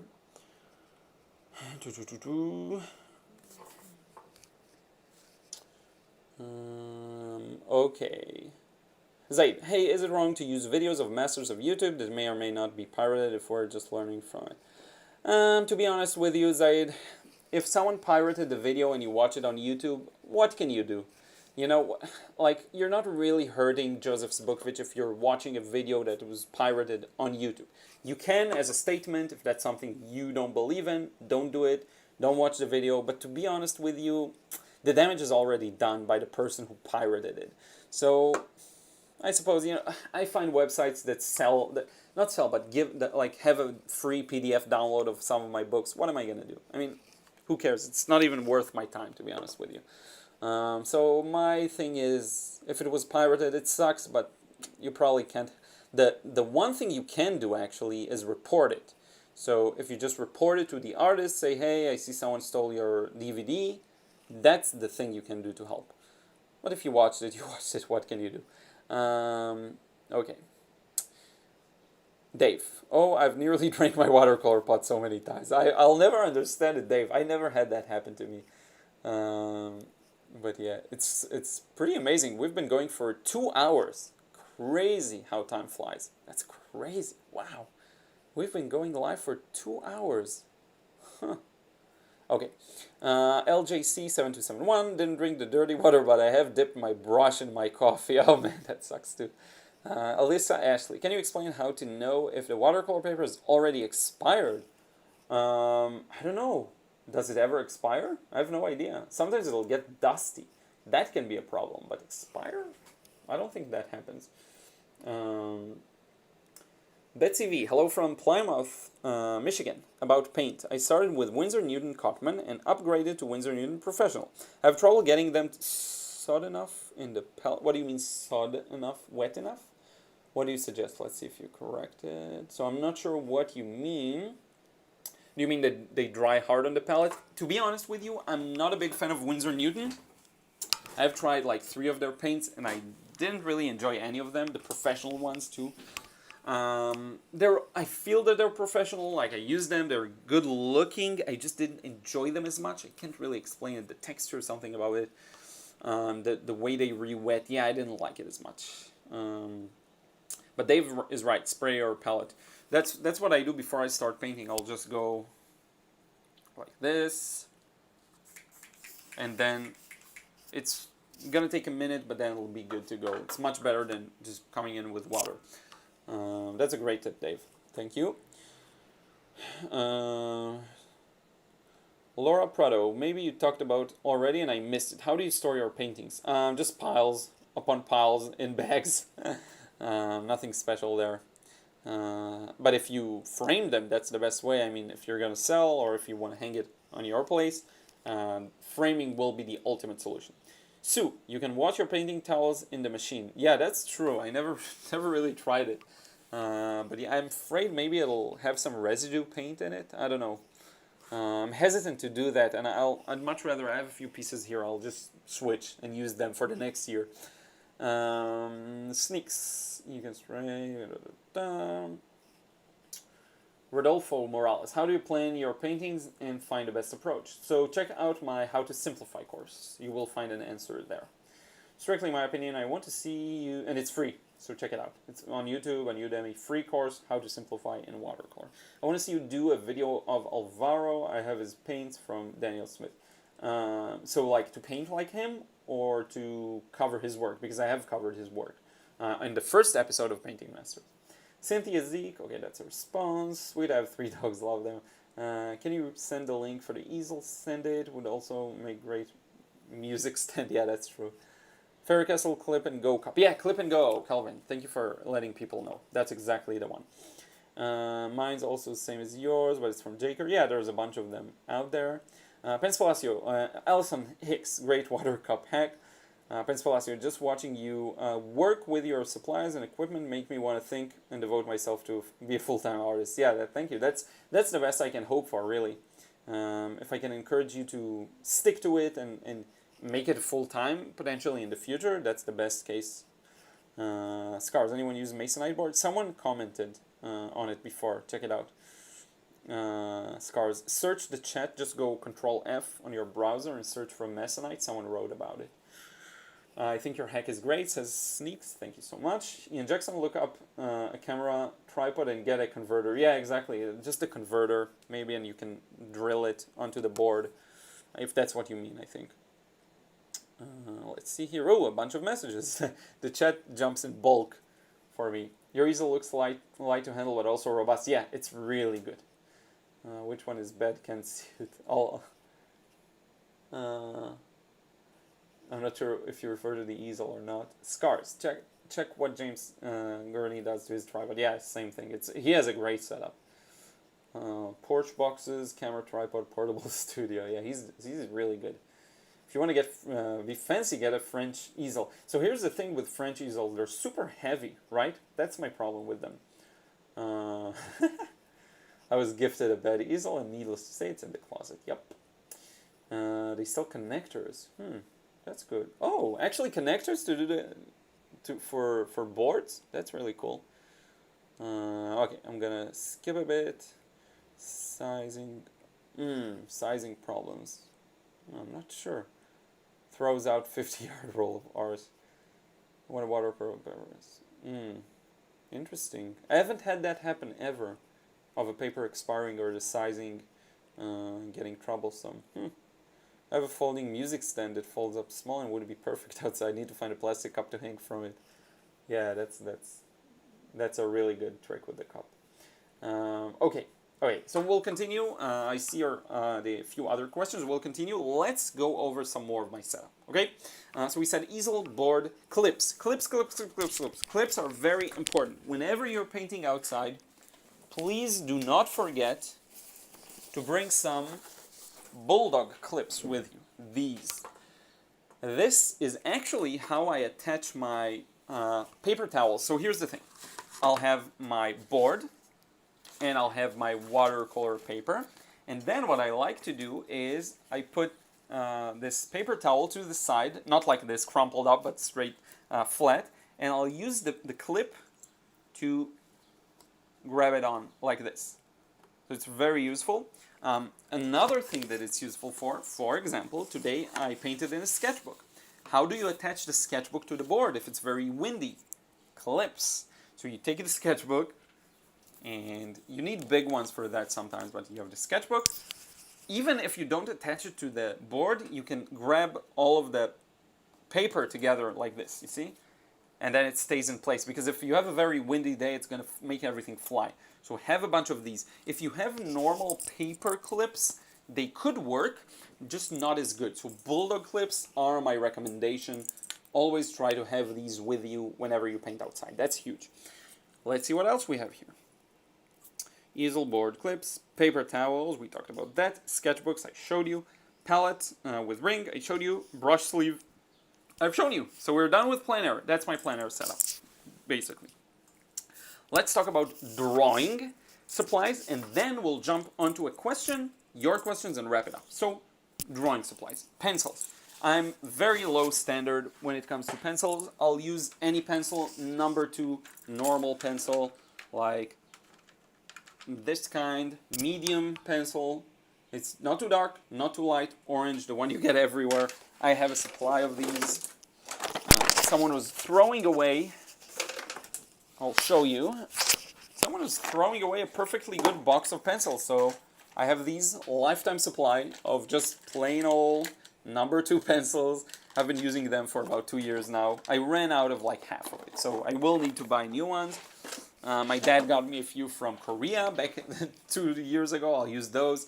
Normal pencil, whatever I can get my hands on. Now, if you do have specific requirements for your pencils, for example, you want the water to wash them away, or you want them to be lighter, then you have to start thinking in terms of the H and B scale. Okay, so if you want a softer lead, you have to go with the B scale. So you'll get something like this, a 6B pencil, and here's the effect. So when you have a medium pencil, you'll get something like this. Okay, that's the darkest it'll go. But when you get a 6B, see, without even trying, it gets much, much darker. Okay, so the advantage of this is a softer lead. Softer lead means it's easier to smear like this. It comes off onto the paper easier, so it's darker, and watercolor will wash it more. So you will see sometimes Alvaro Castanet uses 6B or 4B, I believe, pencil, and the water will wash it better. If you're using a medium pencil, not as much. Now, if you want your pencil to be to have a harder lead, meaning lighter, use a H pencil. So this is a 4H Faber-Castell. This is going to be lighter. See? It's naturally lighter. And this is good for if you want to build it up slowly, very lightly, not go overboard. Yes, use this. But it's such a hard lead that it will scratch the paper very easily, and watercolor will not wash it at all. Okay, so this is the trade-off. I love to use personally an HB right down the middle, medium number 2 pencil, the orange. And sometimes I'll use a 6B. If I want the water to wash it, or I want to go looser and feel the softer feeling, less friction on paper. Because the softer leads have less friction. It feels like they have less friction, at least. So that's my tip for pencils. Again, if you have any questions, let me know. I'll check them out soon. Eraser. My go-to eraser of all times is the kneaded charcoal eraser. This is the perfect thing. You can knead it to any shape you want, like this. And then you can get it very thin. So you can actually draw with it by lifting back the pencil, okay? Perfect. This is the perfect eraser. It's good for large areas because you just flatten it and you cover them up. It is one of the only eraser that will not hurt the paper's surface. So even for watercolor, use this one because you want the paper's texture to stay, like, you probably experienced this. You make a mistake, you use the worst type of eraser, which is this very aggressive eraser on the pencil, and the paint doesn't hold there. The paint no longer holds on that spot on paper. It happens with colored pencils too. Use this. This is a much softer one, and the last advantage, it leaves no debris. It just gets rid of the pencil lines. No debris, no dirt to go like this, no debris getting into your keyboard, none of that. Okay, so this is a huge advantage. Only advantages, no disadvantages. Use a kneaded eraser. It's very cheap. Get one and use it for a year or two. It really doesn't ever run out. Just replace it once you feel it's not as good, which will take months. So yeah, this is this. What else we have here?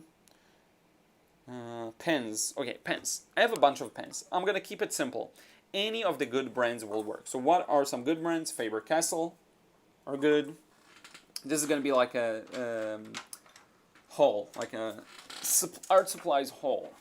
Here are my 3 go-to brands. One is, sorry, that's not it. I'm missing one. Here we go. So 4, because this is a new one that I just got. I need to try. Oh, this is still not it. Staedtler. I don't have a Staedtler here, but I love Staedtler liners. Also Faber-Castell, obviously. And also Micron. Sakura Micron. These are good too. Copic. I'm going to try this one, but I know it's a good brand, so it should be good. These are all good for pen sketches. Whatever you like to do with pens, sketching, spontaneous sketching. This is, these thick lines are with the Faber-Castell. I got an 02 micron. Now in terms of sizes, it really will depend on how detailed and small you paint. I find that 0.8, 0.4 work well for me for slightly thicker lines, and then I'll use a 0.2 or even a 0.05 for thinner lines. Okay, so that's my take on pens. I hope that makes sense. I do have a couple of misc pens, like the one I just showed you, this one.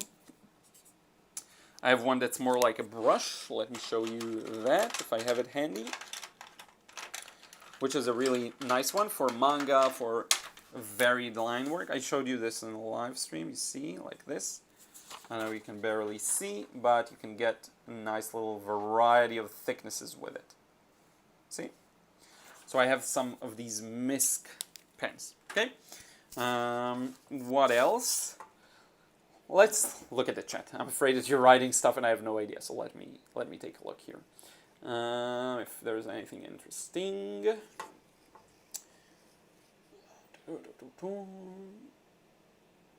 Where was I in the chat? Sizing, yes. Sarah, do you sell your paintings? Yes, I do. You can go on to my gallery, lirongallery.com. You'll find them there. If you go to US Art Supplies, they are out of the easel, but we'll email you when it's available. Oh, cool, cool. So Bonnie, I think it's my fault because I linked to it in the past and everyone bought them. I'm serious, by the way. Cover his work. Okay, yeah, I have the first episode of Painting Masters, strictly my opinion, is on Alvaro Castanet, but I reviewed one painting, so I will do one for more paintings, yes. Kim Hooligangs, what's your favorite watercolor pigment in 2021 so far? That's a great question. I'll go with the trusty PB29 French Ultramarine. Such a boring person I am. Among Rakshan, hello Liron, I'm back. Welcome back. It's been a while. Thank you for being here. It hasn't been a while. I mean, you were here last week, but it's been a while since the last week. Emma Marie, hey, how important is cleaning your brushes with watercolor? I try to clean them, but not with soap or anything like that. Just dip them in water, put them on the towel. Favorite sketchbook with watercolor paper? Yeah, so we talked about that. Either Canson Monval or make your own or buy one by Arsh or something like this. Or Michael Solovyev's one by Daniel Smith is really good. Again, this one. Whoopsie doopsie. This one's really good. If you can ask him to send you one. I don't know, he sent me these because it's really nice, but I don't think he sends them every time. Hearing music while drawing is good. For me, I enjoy it. But if it's something I really have to focus on, I'll take a break from music. Kelvin Zero, you don't need fancy pencil, just make sure you can see it while painting. Yeah, sometimes it disappears and I don't care. Pens. My dad bought me 4 boxes of plain number 2 pencils. He thought all pencils are the same. I just laugh at it and don't know what to do with it. Yeah, if you draw a lot, they run out fast, but yeah. Brian Callender, any tips, any tips for getting a high pigment to water ratio? I was amazed at the dark black in your Converse shoes painting. Oh yeah, Brian, it's just time. To be honest with you, that's something I had a lot of trouble with in the past.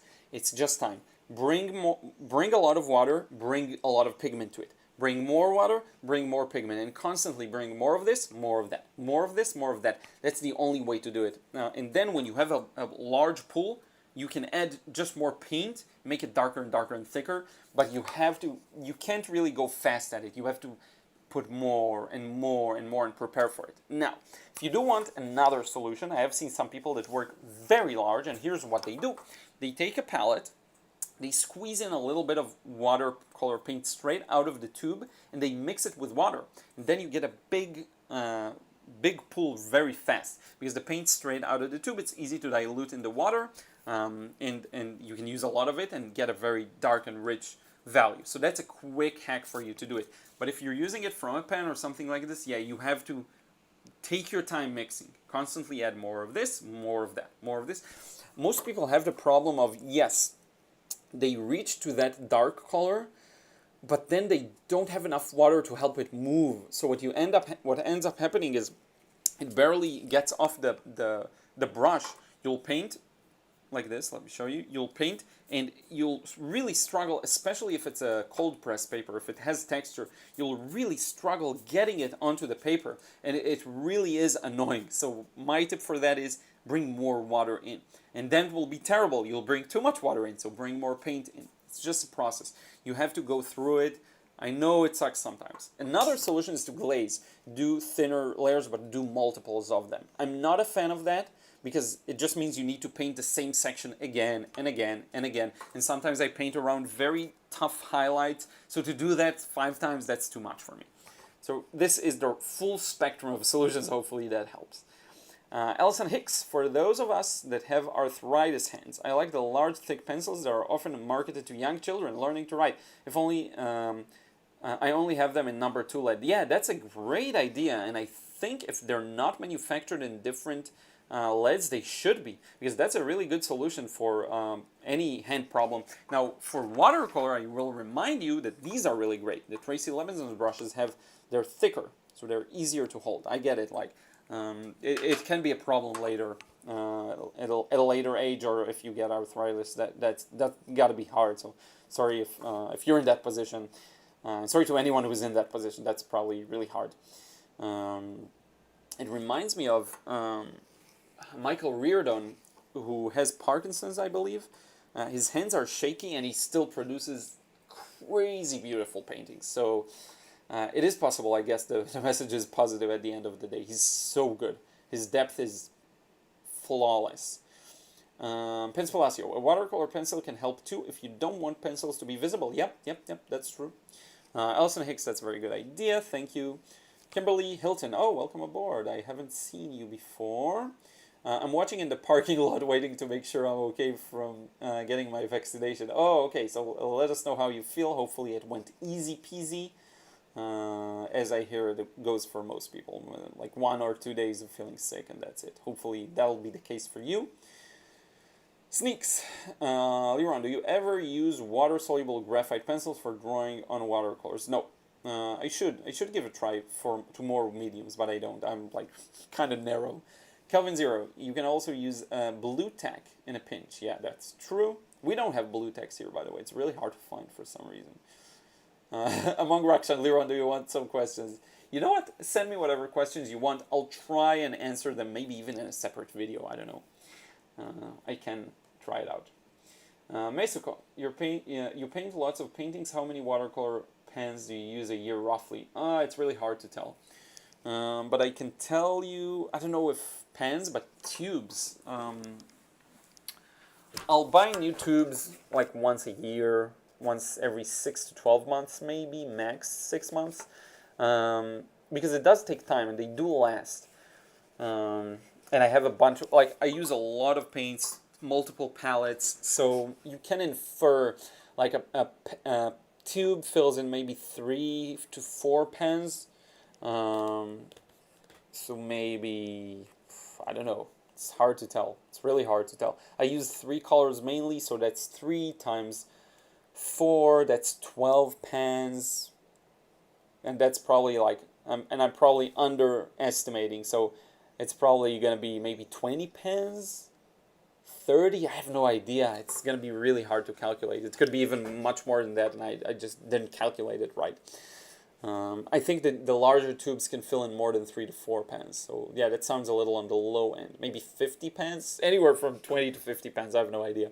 So I mix a drop of glycerin into my tube Winsor & Newton paint. When I pour them into the pens, it helps them not crack. Ooh, that's nice. So here's my problem with Winsor & Newton. They crack. And most, like Daniel Smith, don't crack. And Winsor & Newton did crack. I did have that experience. So yeah. I don't know. I just don't like Winsor & Newton as much, unfortunately. When it comes to paints. Other things, yes, they're good. Thank you for the Alvaro video. We'll get it done. I'll try. Let's see. I want to do more like... Okay, so Rakshan, because you're going to write questions, I'm going to write a note for myself, QA. Rakshan. I'm going to write your name here. Oh, you can see it, I think, because, yeah, it's my face, so... But I wrote your name here. Believe me. Here we go. So yeah. Let's see here. And I think we'll get close to wrapping it up soon. I'll go over the rest of the supplies. Hello. Who said hello? Rowan Gabriel to Mabcow. Hello. Welcome aboard. Thank you for being here. How do I know what type of watercolor paper to use? GSM 300 I think is minimum, Rakshan, if you want it to really not buckle terribly. 600 is like a treat. It's really fun, but it's unnecessary. Regina Voss, what kind of easel do you use for Plein-Air? If you go back 30 minutes before this point in the live stream, you'll see it. I show it exactly, in detail. I use a US art supply. I even shared a link. That is unavailable at the moment for purchase. Scars, 1951. My hands shake too. Non-Parkinson's tremor, hard to paint, but so far I managed. Yeah, I get it. That's got to be hard. But I'm happy that you manage anyway, and I have seen some of your work. It's really good. Emma Maria, do you like learning from books or videos? What's your favorite book class? Videos. For me, it's just videos. I enjoy videos. I enjoy watching. Books are nice, like reference material. Sometimes I'll look at them. And for inspiration mainly, and because it's physical, and physical things become more and more scarce in today's world, but I am a video type of person.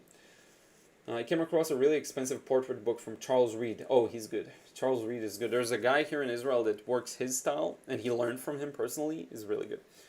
Marjorie Johnson, after looking over my work through the years, I decided I wanted my oil paintings to look like watercolor, glazing. Now I want my watercolor to look more like my oils. That's funny. Anthony Barber says a lot of F's. Thank you for that. I don't know what it means, but okay. Kimberly Hilton. So far, so good. It didn't hurt at all. I do watch a lot. You might remember me as Kimberly. Yeah, of course. Of course I remember you, Kimberly. I just said I haven't noticed you from earlier in the live. I definitely remember you.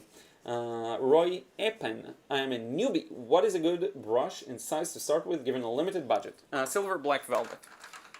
This brush right over here is what got me pretty much started in watercolor. Silver Black Velvet. It's because it's silver and black. Find these on Amazon. Come in a 3-pack. Very cost effective. Very good quality. Highly recommended. So a few more questions, then we'll run through the rest of the supplies. Not many to go through. Thanks for answering. So really it is a non-issue. You can paint a lot with one set then. Yeah, definitely. Among Rakshan, my problem, number one, overworking watercolor expression. Yeah, I talked about it before. I will try turning some of the questions on this live stream to snippets to post like for the shorts, YouTube, Instagram, IGTV, anywhere. I think a lot of people will benefit from it. I have explained how to avoid overworking in a few different possible solutions, so check that out. Let's see here, Cynthia. Good suggestion. Emma Maria, Winsor & Newton advises not to fill pens with the tubes, but many artists do and don't have issues. So why do they advise not to fill them? I mean, that works well for other brands, so I don't know. But yes, Cynthia says, I agree, Winsor & Newton tends to be hard as it reactivates. Okay, let's see. Greetings from Berlin, Germany, Liron says, Aphrodite M, thank you for being here. Cynthia Zeke, I adore art supply, so I really enjoyed this too. Thanks, thank you. Princeton Neptune is good if you're on a budget. Yeah, I started with a few Princetons as well. Some of them were good. Rakshan says, I think Liron is the god of watercolor. Thank you. I don't know. That's definitely not true. I'm so not the god of watercolor. Kelvin Zero, if you want watercolor to look like oil painting, should look into gouache. That's true. Melmis, do you know any good cheap 100% cotton paper for practice? Bockingford was mentioned before moving to expensive ones like ours. Yeah, Melmis, Bockingford was mentioned earlier, I believe, by Dave Lowe. So check out his YouTube channel too, by the way. Check out Dave Lowe's Get Some Color in Your Life. Is it Get Some Color or Get Color in Your Life? I don't remember, but check it out for sure. And he recommended Bockingford. Comes in 50 sheets, which is really good. So yeah, our silver black velvet mixed types of hairs is yeah, I believe it's a combination of synthetic and non-synthetic. I believe so. Yeah, let's go over some of the rest of my supplies here, and then we'll wrap it up with a bit of a small discussion, and we'll move forward. So, black markers, just generally speaking, I do have a couple of these. Let me do the split screen. I have a couple of these. Fat ones, Artline, just a generic, very cheap one. I've shown you the thicker brushes, just to fill in large black areas. You don't want to work with a tiny brush, that's a nightmare. Dip pens and nibs, this is interesting. So I like to use this kind of a nib pen. I believe this is a Tachikawa, sorry, don't know what a Takahama is. I think it's a character from Bakuman manga. But yeah, so I have a bunch of these. This is the G pen, most well known for manga. See, it has a G on it. This is a Maru pen, so it's for smaller details. I dip these in ink, like this one here, which I enjoy. Deleter ink is the brand. These nibs are also Deleter. They come in these packages. Let me show you, because I have a bunch of them here. Oh, by the way, I also like using a mechanical pencil, like a simple one with leads that you refill like this. Here we go. So, just another thing. But yeah, these are the ones I got back in the day. I'm not even close to finishing any of these, as you can see. But the Deleter is a good brand for these. If you're looking for a nib pen, even if you don't do manga, they're fun to use. So you may want to check them out. Sandpaper and this knife I use to sharpen pencils. So here's what I'll do, and this is how Proco teaches it. I'll sharpen a pencil like this with the palette knife to expose the lead. And then what I'll do is use this kind of a sandpaper, see, to get it to be really thin and long. It's a really good setup for, if you want to get a thin line, you go like at an angle, and if you want to get a thick line, you go at a lower angle. So yeah, I use sandpaper, just any sandpaper will do pretty much. Colored pencil, I wrote down colored pencils, but I don't use them as much, and I have this generic brand, so not much to talk about there. But I think with that, we're done with all the materials, so I'll get close to wrapping this one up. The thing I want to discuss is, first, how important, we talked about it, not as important as most people think. The second thing is, when should you upgrade your supplies? So the answer that Steve Mitchell gave me from The Mind of Watercolor, which is I think the best answer I heard so far, is when they annoy you, when you notice a difference. Because when you get started, you won't notice the difference. But as you start to paint, you'll notice some things that annoy you in your tools. That's the time to start exploring. So, for example, a lot of people experience challenges with their paper. Start exploring. Maybe get a tester's kit. I think some brands provide a tester. Maybe ours do. Just paper, you can try it out and see if you like it, and then start small. Buy one sheet. Don't blow off a bunch of money. One sheet isn't as expensive. I remember, I think here it was like around 10 bucks for a sheet.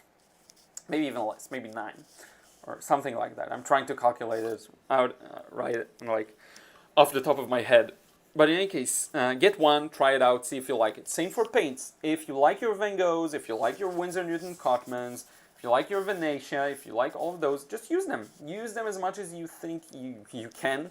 And then if you hate them at some point, or you see other people getting much, much better results with a certain medium, and when I say see, I mean you hear from them, personal experience, you see them in action. I don't talk about YouTube videos. Forget about that.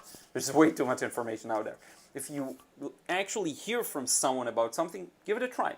Try it out. You don't have to upgrade fast. Start cheap. Work on your skills. They're way, way, way more important than your materials. If anything, I find that working on lesser materials, building skills, then when you move to better materials, it's going to be easier. So you have built your skills where it's hard, like tough when you're doing the boot camp, but it's easier when you're actually doing the thing. So the training is always more complex. So that's the kind of approach I think works really well. So that's my 2 cents for just for wrapping it up. Upgrade only when it starts bugging you. If it doesn't, keep using your materials. If it works for you, don't worry about it. The one thing I will have in mind is if your paints are not light fast, I would be hesitant to sell just because the paint is going to fade. Now, is it going to fade in 50 years? Who cares about that? But if it's going to fade in a year, it could be a problem. It could be tricky and icky. So I would be hesitant about that. Papers, they're all acid-free if they're good, so I wouldn't worry about that. Brushes don't matter as much for that aspect. But paint, yes, if it's going to be very terrible light fastness, reconsider selling. Wait a bit, okay? I know that it's not like you do one painting and everyone wants to buy it. Not at all. But I'm just saying, if you have the opportunity, sell things that you know will last. Use paints that will last. White Knights are a great solution for that. Cheap, artist grade, light fast, and yes, they will last well, and they're cheap again, so that's a good place to start. Find those hacks. Find that, like if you're in the UK, get SAA paints. The SAA are cheap in the UK and they're excellent quality. They're Daniel Smith quality. They're probably pretty much identical in many ways. So yeah, my 2 cents just as we wrap this up. Now let's look at some more questions real quick and then we can really wrap this one up. It's been 2.5 hours. Wow. Let's see here. Liron is cool. Thank you, Rakshan. Aphrodite M, I'm new to watercolor and I'm watching you daily. I bought your course at Udemy. I like your style. It's very inspiring. Thanks. Thank you so much. Check out the free course if you haven't, the How to Simplify. It's totally free, 4 hours, lots of lessons. It's 2 parts. Check it out, and I think it'll have a lot of information you'll find useful. Rakshan, Liron, do you know James Gurney? Yes, I love his work. He's excellent. We talked about him before. Nikolai Schleifer, Buckingford is not 100% cotton dough. Okay, that's good to know. It's good to know. So I retract my statement. It's not 100% cotton, but it is good, I hear. So Emma Maria, I bought a Raphael quill brush and love it. Also Rembrandt and Winsor Newton, Kolinsky brush, secondhand. Yeah, these are supposed to be really high quality. Marjorie Johnson, this has been an interesting live chat, but can't wait for next painting session. Maybe rough press paper. And it's different with cold press. Yeah, I'll try and do that. Next live stream, I'll try and do a painting process, an actual painting process. Now, what day is it going to be? It's going to be 2 days after my birthday. My birthday is coming up in about a week. When I wrap out the masking tape, it comes out with the paper, and the paper is damaged. So I talked about it before. First off, you have to lift it. Let me show you real quick again, because a lot of people ask me about it. It could be your paper. If you're using pulp paper or less quality paper, it will ruin the surface no matter what you do. But if you're using good paper, lift the tape like this.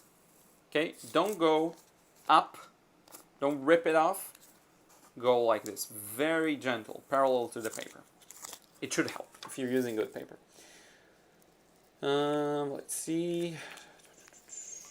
Art is fun with a Keeley V. Thank you for the link for paper. I'm just starting to do watercolor and wasn't sure what to get. Scars, it's my pleasure. Or I think someone else sent the link to the paper. I'm not sure. Scars 1951. Dip pens good for masking fluid. Ooh, that's good. That's a good idea. Daiji Shinomori pencils. I use red or blue lead pencils. My hand tends to be heavy. Mine too, by the way. In drawing, so I use colored lead pencils instead. Yeah, I get it, because they're slightly lighter, I guess. Or they require more pressure to, yeah. Because they have wax probably in them, I believe. But yeah, I'm very heavy-handed too. Liron, are you interested in paper crafts? Not as much. I used to like origami. Used to do a bit of it here and there, but not as much. Brian Callender, G nibs are so hard to find here in Germany. Best I've found so far is Broicito or Steno. Is it a brand or is it an actual nib? I'm not sure, but yeah, I know it's hard sometimes to get. I got mine off of Amazon, I believe. I bought a bunch of manga stuff, like the nib pens and the ink and paper even from the liter. But yeah. Cynthia Zika, I used Cotton for 3 years, then wished I had got professional watercolor earlier, then got White Knights, and loved it. Yeah, that's a natural progression. I'm happy that you found one that you like. Felicia, and on Jackson Art, there one can buy samples of watercolor paper of different brands. Yeah, that's a good one. That's a great idea, actually. Correction likes my beard, thank you. Donna Bowman, thank you, Liron. This is very informative. I will have to watch the first half as I missed it. Have a great day. Thank you so much, Donna, for being here. Strictly my opinion. Thank you, Liron. Aphrodite M, thanks. Nice to talk to you. You too. It's a great way for communication. Yeah, because it's so hard answering all messages and all emails. It's a great way of getting in a bunch of questions real fast. And I hope you enjoyed it too. And hopefully, I believe you have, based on the comments.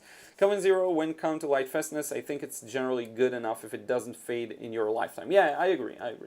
Our paintings probably aren't going to appear in a museum 200 years in the future. Yeah, you never know. You never know. But yeah, I get it. If it's a matter of a year, I wouldn't use it. Like one brand I used I didn't like at all. It was terrible. What was it? I don't remember. But yeah, if it's gonna last like a couple of decades, yeah, I'm fine with that. Sarah Benson, how did you learn to take good pictures for reference? Because I feel like my pics aren't great and that influences my paintings. Sarah, I follow just the rule of thirds mainly. So I'll try to put this focal point a third to the right, a third to the left, third top, third bottom, something like this. That's the only rule I follow. You can try and take like a photography class for free on Udemy, I guess, like basic stuff, or on YouTube you can find videos. Just find a good one for the basics. I never have, it just came naturally to me, but because I know what I like to paint.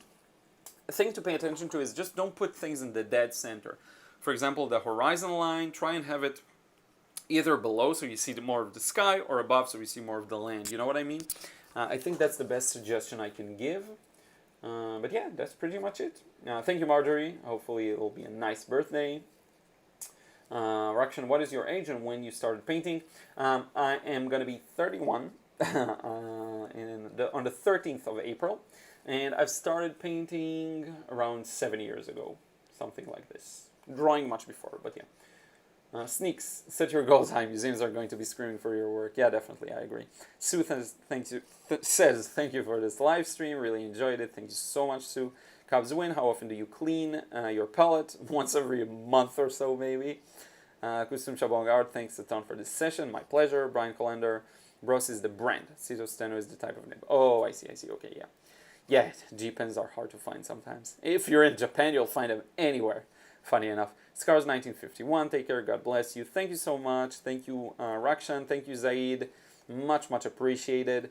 Blue Pumpkin, funny. So thank you so much for being here. Thank you, May, for the happy birthday. Rayhan E for wrapping out masking fluid using a hair dryer before. Yeah, that's a good idea. Some people entertain and play with the drawing and painting. Do you agree with it? I guess, yeah. So thank you so much to anyone who was here. Much appreciated. Hopefully it was a fun, quick session, a long session for seeing all of my art supplies. I will post a link, hopefully in the near future, to a website called Kit. It shows your kit. I believe it still exists. It was a pretty major website. And there you can see everything I'm using, all of the brands, everything. It's just going to take a while because they really have this way of really choosing the brand and choosing the stuff and linking to Amazon. So I'll build it up slowly, okay? But I do want to create something like this for you so you can see everything I'm using.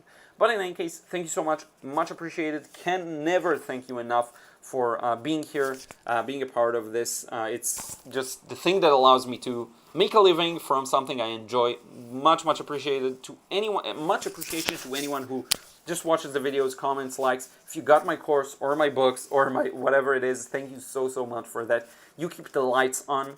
And yeah, I just really am grateful. Thank you so much. I will see you again in a video real soon on Saturday. It's going to be the next episode of the How to Simplify course. We have 3 more to go. I'll release the last 2 together. So this week and then the next week is going to be the last one. Last lesson and a conclusion. So that's going to be fun, and then I'll go back to normal videos on Saturday, so more painting processes, hopefully. But as I mentioned, it's going to be a while because I do want to focus more on painting, so maybe I'll show you finished works. We'll see about that. There's a nice painting here I want to share with you soon, a bit larger. Thank you so much. In short, I never know how to make these goodbyes short, but yeah, I will try and upload small snippets of this live stream on different platforms just for quicker answers to questions. Thank you so much. We'll talk to you again real soon.